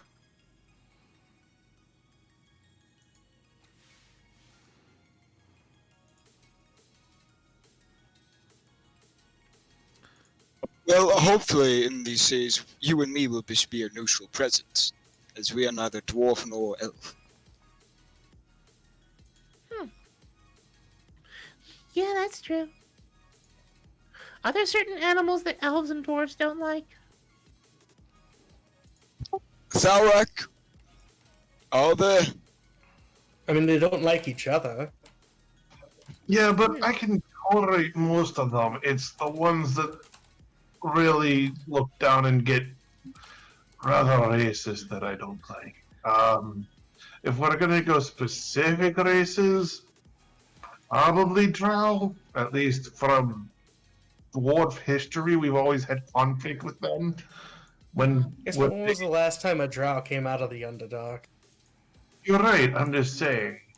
You will come out, but What's the Underdark?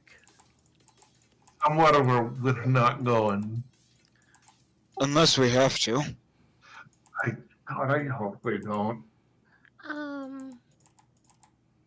Okay, fair enough. Think of it like this, kiddo. Think of a world like this, but it's all underground, all caves, and there's basically whereas giant cities like this one in giant openings in caves underground, and it's always dark. It's always full of monsters fighting each other, and also other monsters just nomming and eating whatever they can get. Yeah. So, other than the monsters part, Cormo's eyes just widen every time you say something, but as soon as you get to the monsters, his eyes kind of get a little less bright, just like, oh. It's not a fun place, Cornwall. If it was, trust me, we would probably go there, but we're not, and it's not the most fun. Now, if you like something that's underground, wait till we get to the dwarven capital. It's gonna be awesome. There's massive openings that are just fueled with lava to lighten up the spaces, but also that lava channels to forges where dwarves are always making various things. Speaking Oh, of, which what's reminds the- me, Thalrak. Yes. 1 second. Let me find you a link that you're going to want here. Wait, my links are Okay. all missing. Bookmarks, mobile, reading. So are we gonna go elf? or All dwarf right. I'm going to first? send it to you in Discord, Thalrak. Alright. Because you would know most of what that is. That is the dwarven city of Morden.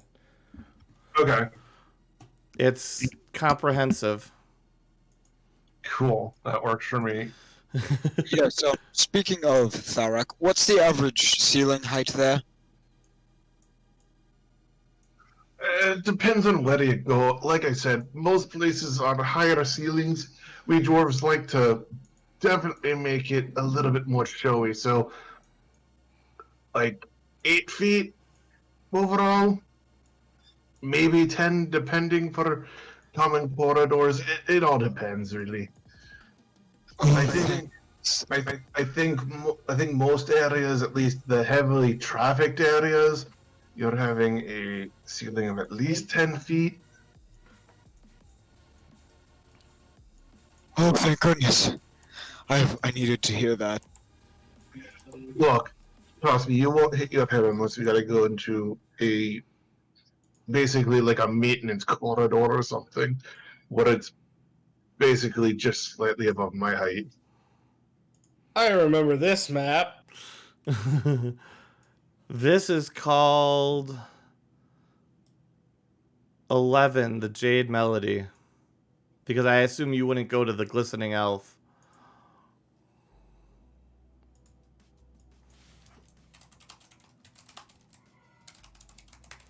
And this is the inn that you guys found.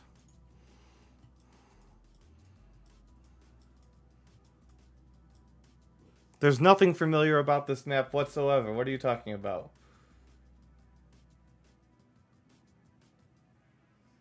You mean this isn't where we fought Starbuck? No, that's a completely separate map that looks nothing at all like this. Not even a little bit. It wasn't totally copied and then repopulated.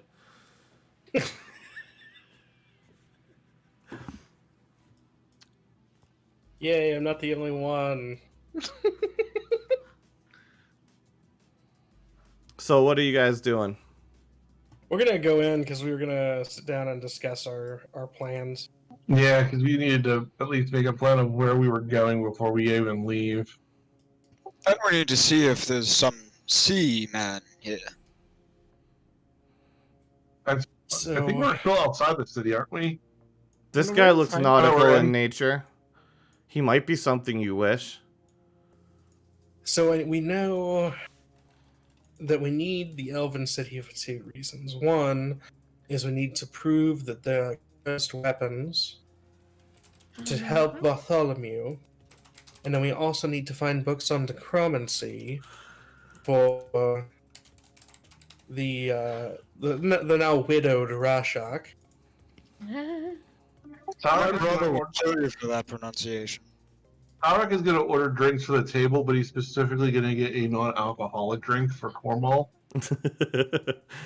All right. What kind of drinks are you wanting? And he hands Lathandra's juice to Cornwall. Tharak would know that Jordy does not drink.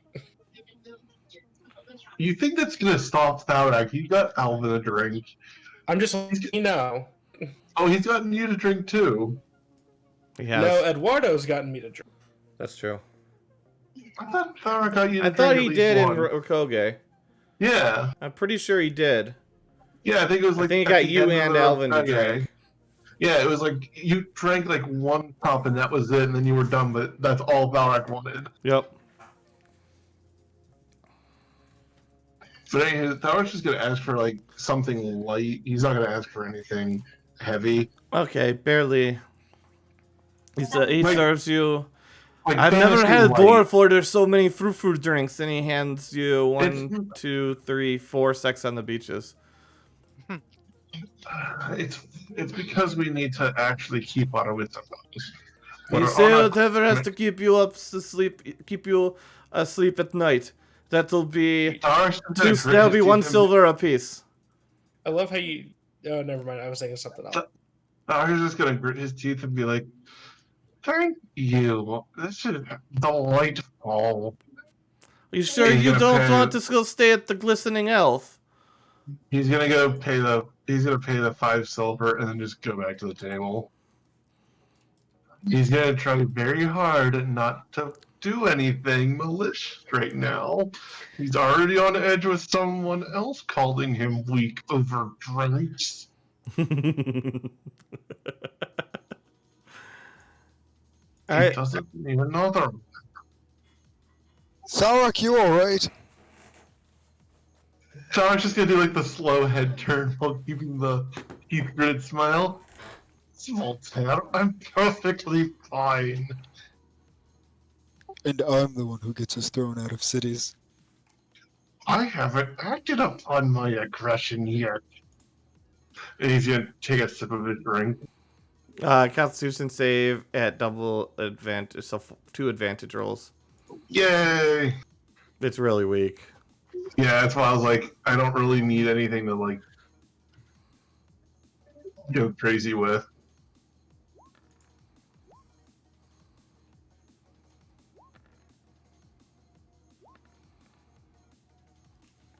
One.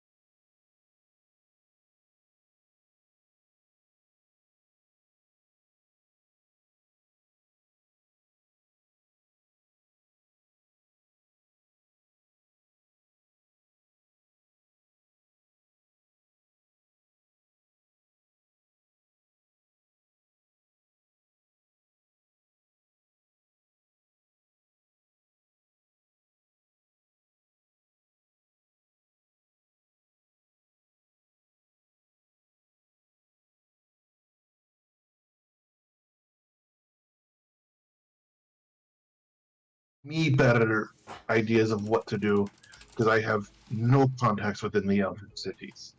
Oh, is there a Church of Novastein in the Dwarven city, Thalrak? Alric is just very slowly gonna turn his head again. Voltaire, you're talking to a dwarf who is a worshipper of Moradin. You have another dwarf that is a worshipper of Moradin. 2 for 2 on the Moradin front. What do you think an entire city is going to be worshipping? I just Isn't it need called to know. Moradin? That's right, Formal. That's Alred puts very out his drink to good. cheers Cormal for the correct Just answer. covering my base. You're very smart, Formal. Apparently smarter than Voltaire. I was But covering my bases. Tharek's gonna turn back and be like, it's okay. I get it. I get why you asked. It's fine. I'm just kidding. Let me ask. But look. I understand where Voltaire is coming from, but let me ask you a legitimate question. Does every single dwarf worship Moradin, or are there some that don't? Like, if you're gonna be hard to find one that doesn't worship Moradin, but it's not unheard of. Mind you, we're not strict on the Moradin religion. It's just more than likely you're gonna have to, you're gonna run into someone that is a Moradin worshiper. Okay, and But we're this kind of not. brings me to my next point. Getting you into the Elven City, I have an idea. You're not going to like it, but I'm at least going to put it on the table so we can discuss it. We could probably get all of us into the Elven City, but it would require both you and Elrid to not be displaying any iconography of Moradin. I'm okay with it if it's with a like. I am not super strict on it. It's just I'm gonna have to somewhat change my attire, and he's gonna like tousle the metal ring that like basically ties in his beard, and he's gonna go like these have Moradin symbols on them. I'm gonna have to change them out, but that's not entirely a bad thing. Plus, again, if we have another way to go into the Elven City with your plan, it probably wouldn't hurt to go into the Dwarven City, so that way I can change as needed instead of leaving other things in a random spot in the middle of nowhere to be grabbed by anybody. I mean, the alternative. I'm certain because I'm not wearing any particular. Like, the only iconography I have is for Bateo, and I don't mind removing my necklace if we need. But the point of concern I have is if subtlety is going to be required, then we may be screwed. And the reason I say that is because the only other elf we have is Ikarath, and I actually can't do this without Ikarath because I need somebody who's able to identify the magically cursed objects when we encounter them. Now, being able to gain access to military areas to be able to do that shouldn't be a problem because both of us are capable fighters. We can certainly go in and enlist, but Oi, you try and set me on fire earlier, and now you need me.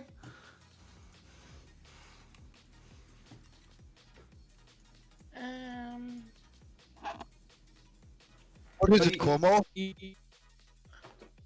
you need to get in and look for something.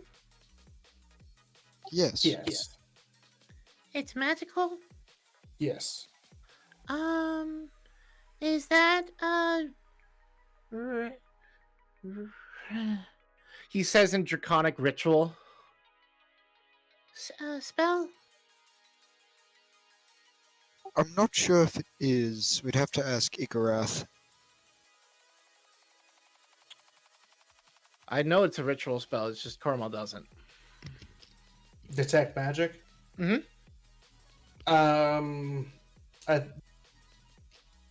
Yeah, that's an Ikarath question. So, It is. I absolutely know it is. so we just need Beta to voice Igrath and say yes. Or no, depending on Ikarath.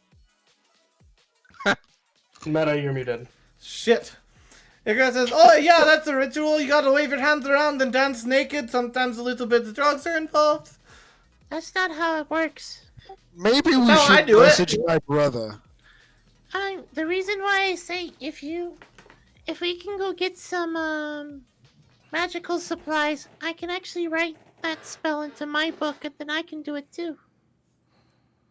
And Cormal pulls out a little book that Alvin bought him before they had during their journeys, and there's a couple of ritual spells written in there. I have ritual caster. That's why I'm able to have this. So, All right. So I can write the spell down if you need another person to be able to do it. That would make it so I could do this a little bit more subtly. Also, if you need a problem to get in, I also have this.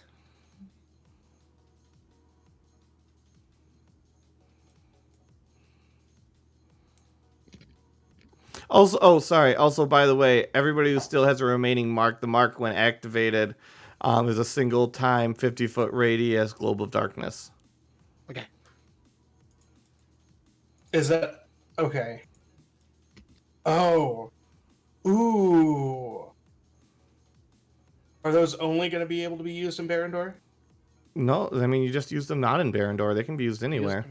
Yeah. Oh, yes. We have 5 left. This is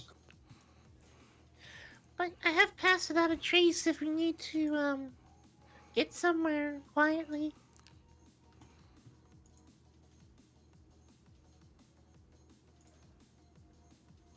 shadows and silence.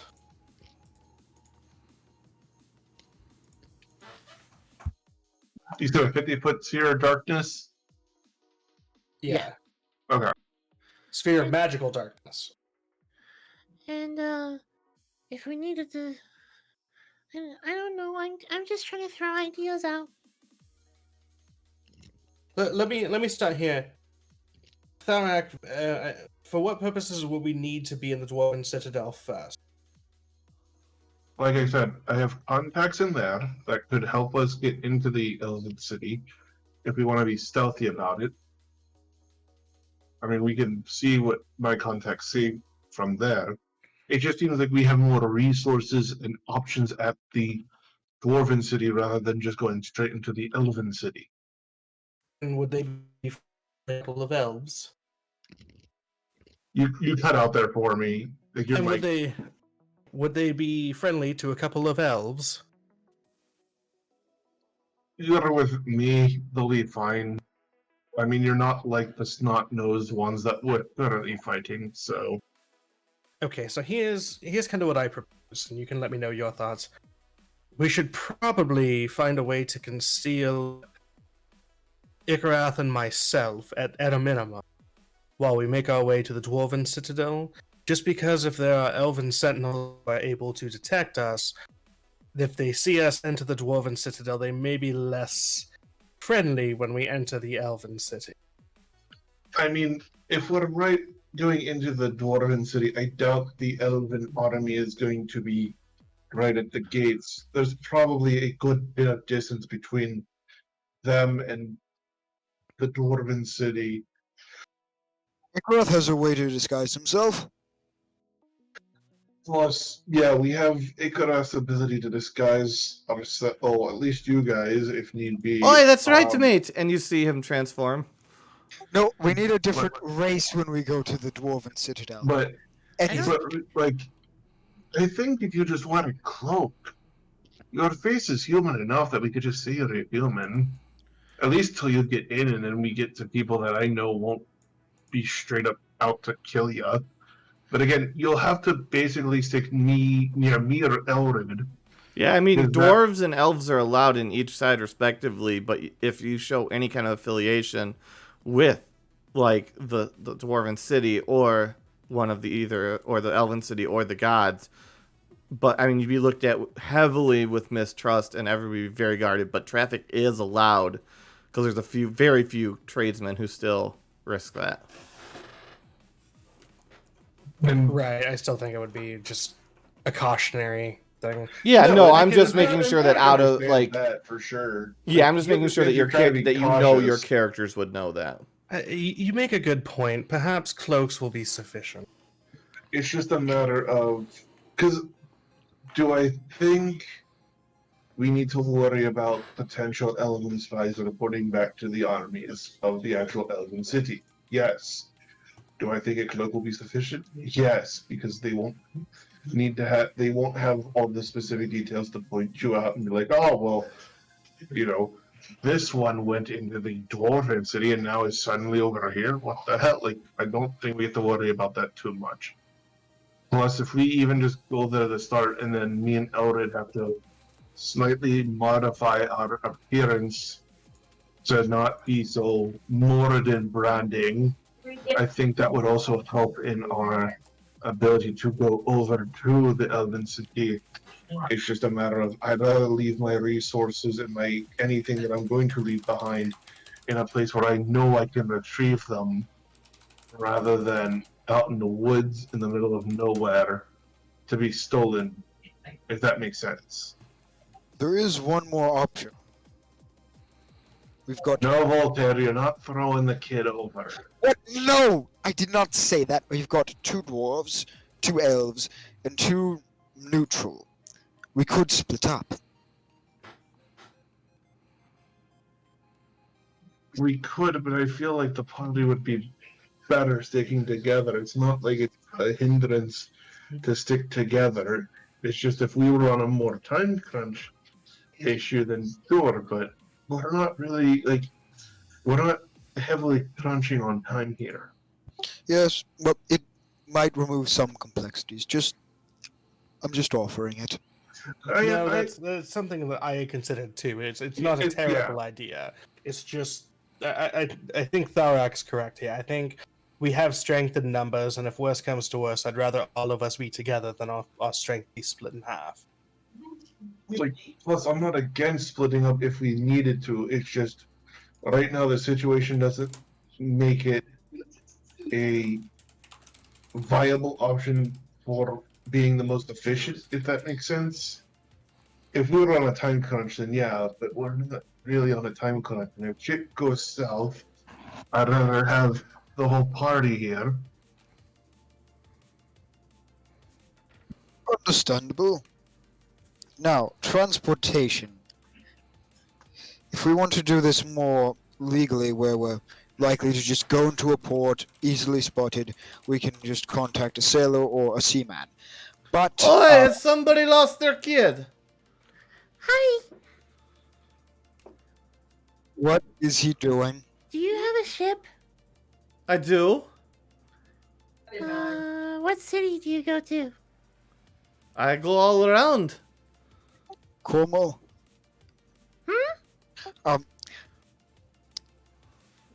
Could you ask him what his employ is? His employee? Yes, it means what he does, what his work is. Oh, what do you do for work? I'm in goods procurement and delivery. I've been around this game long enough to know what that means. Does that I'll ask mean- him something real quick. Huh? What colors do you hoist? Whatever colors I please. I'm a free man. How should I word this to where it might not attract attention? Oh, let me try something. I like this. Jordy is going to step up, and he's actually going to speak to him. He's going to say in a coded language to him. He's going to say, "Am I to understand when you say procurement and delivery specialist that you're a pirate?" And that's something he would only understand if he knows the thieves' camp. He scoffs at you. Huh? What are you So saying? when you say scoffed, do you mean like he understood me and he's pissed at me? Or He's like he's insulted. So he understood you, but that was an insulted scoff. Okay, so I'm going to say again in the Thieves' Cant, I'm going to say, you'll have to forgive me. I'm new around here, and I certainly meant no offense. I was just trying to clarify because some people don't understand the terminology, and I wanted to make sure I understood exactly what you were He saying. responds back, "Oh, I understand the terminology. I just resent you calling me a pirate. I am the pirate. Oh, is that so? What's your name, sir? Rock Steve Roundshirt." What is... I'm not doing that in character. I'm laughing out of character. Are they So you- speaking common? No, they're speaking some language that I'm not aware of. Okay. It's fine, Cornwall. No, I think they're figuring it out. Why don't you come Voltaire, back over do here me- and we'll get you something to eat. Yeah, Voltaire, take Cornwall back to the table. Mr. Rock Steve, I have an understanding. Let me tell you this. Come on, Cornwall. I was gonna ask her if she could take us on a boat. I think Jordael is handling that. Oh, okay. You know, I've met a pirate once before. Went by the name of Edward Teach. He said he was the greatest one ever known. A dagger, a small dagger, almost out of nowhere, buries itself in the table right by your head. What was that? I don't Voltaire? think there's any pirates here, mate. I don't think So- they like us talking about that person. Also, So out of character, Black Sails is fucking fantastic. Jordy's I gonna just turn finished back that to- like a week ago. Nice.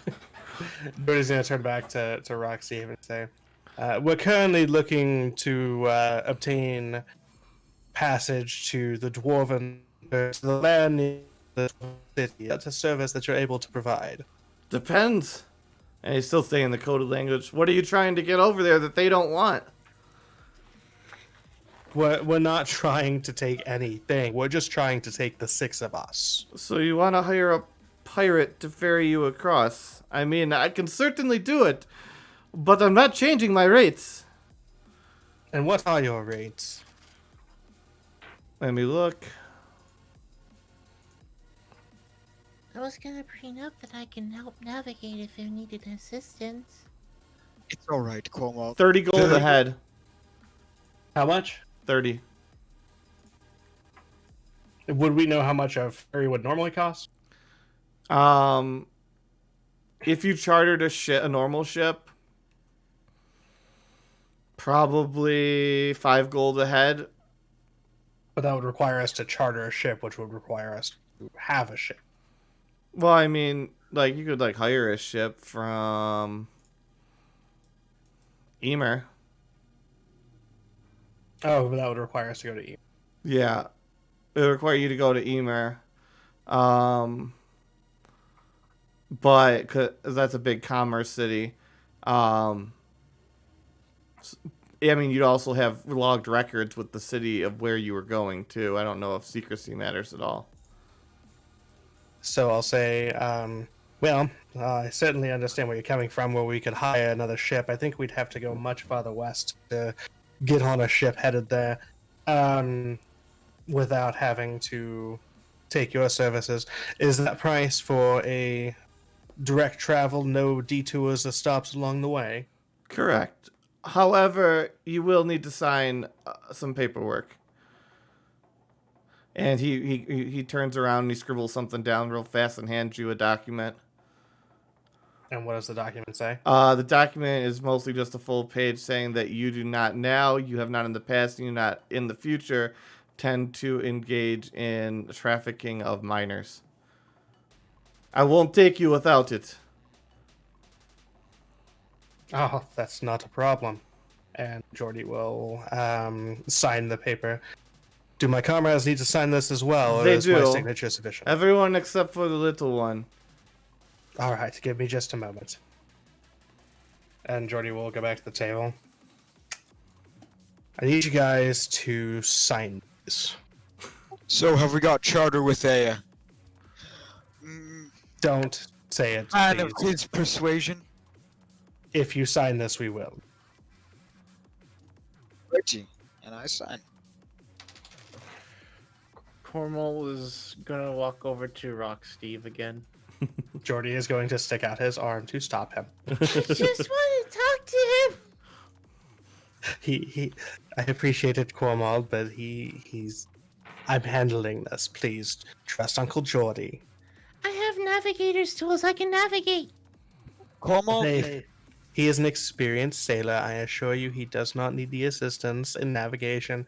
We appreciate your kind offer, but it should not be necessary. Okay. Cormal, if you wish to talk to someone who is similar to him, if we ever run into my friend Edward, you can talk to him. Okay. So do I get signatures from the rest of you guys? You got it from Mikarath.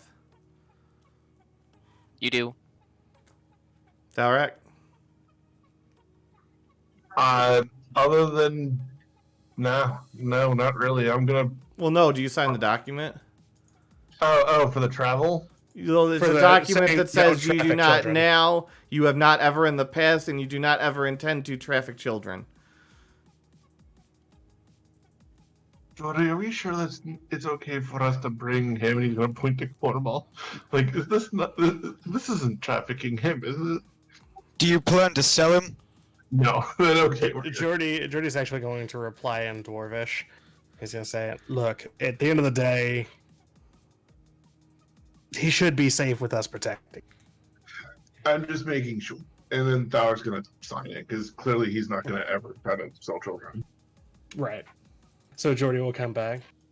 And here you have it. 5 signatures. Ask him about horses and carts. Do you have a premium for bringing along a horse and a cart as well? $30 for the horse, $30 for the 30 gold for the horse, $30 gold for the cart. Okay, so that's 6, 7, 8, 240 gold total.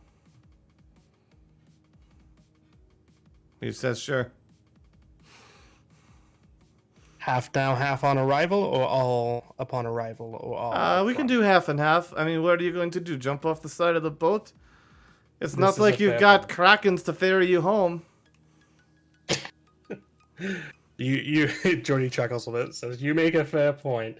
Half now, half on arrival, and he will hand over 120 gold. All right. And with that, we are a little bit past time, so we will cut it.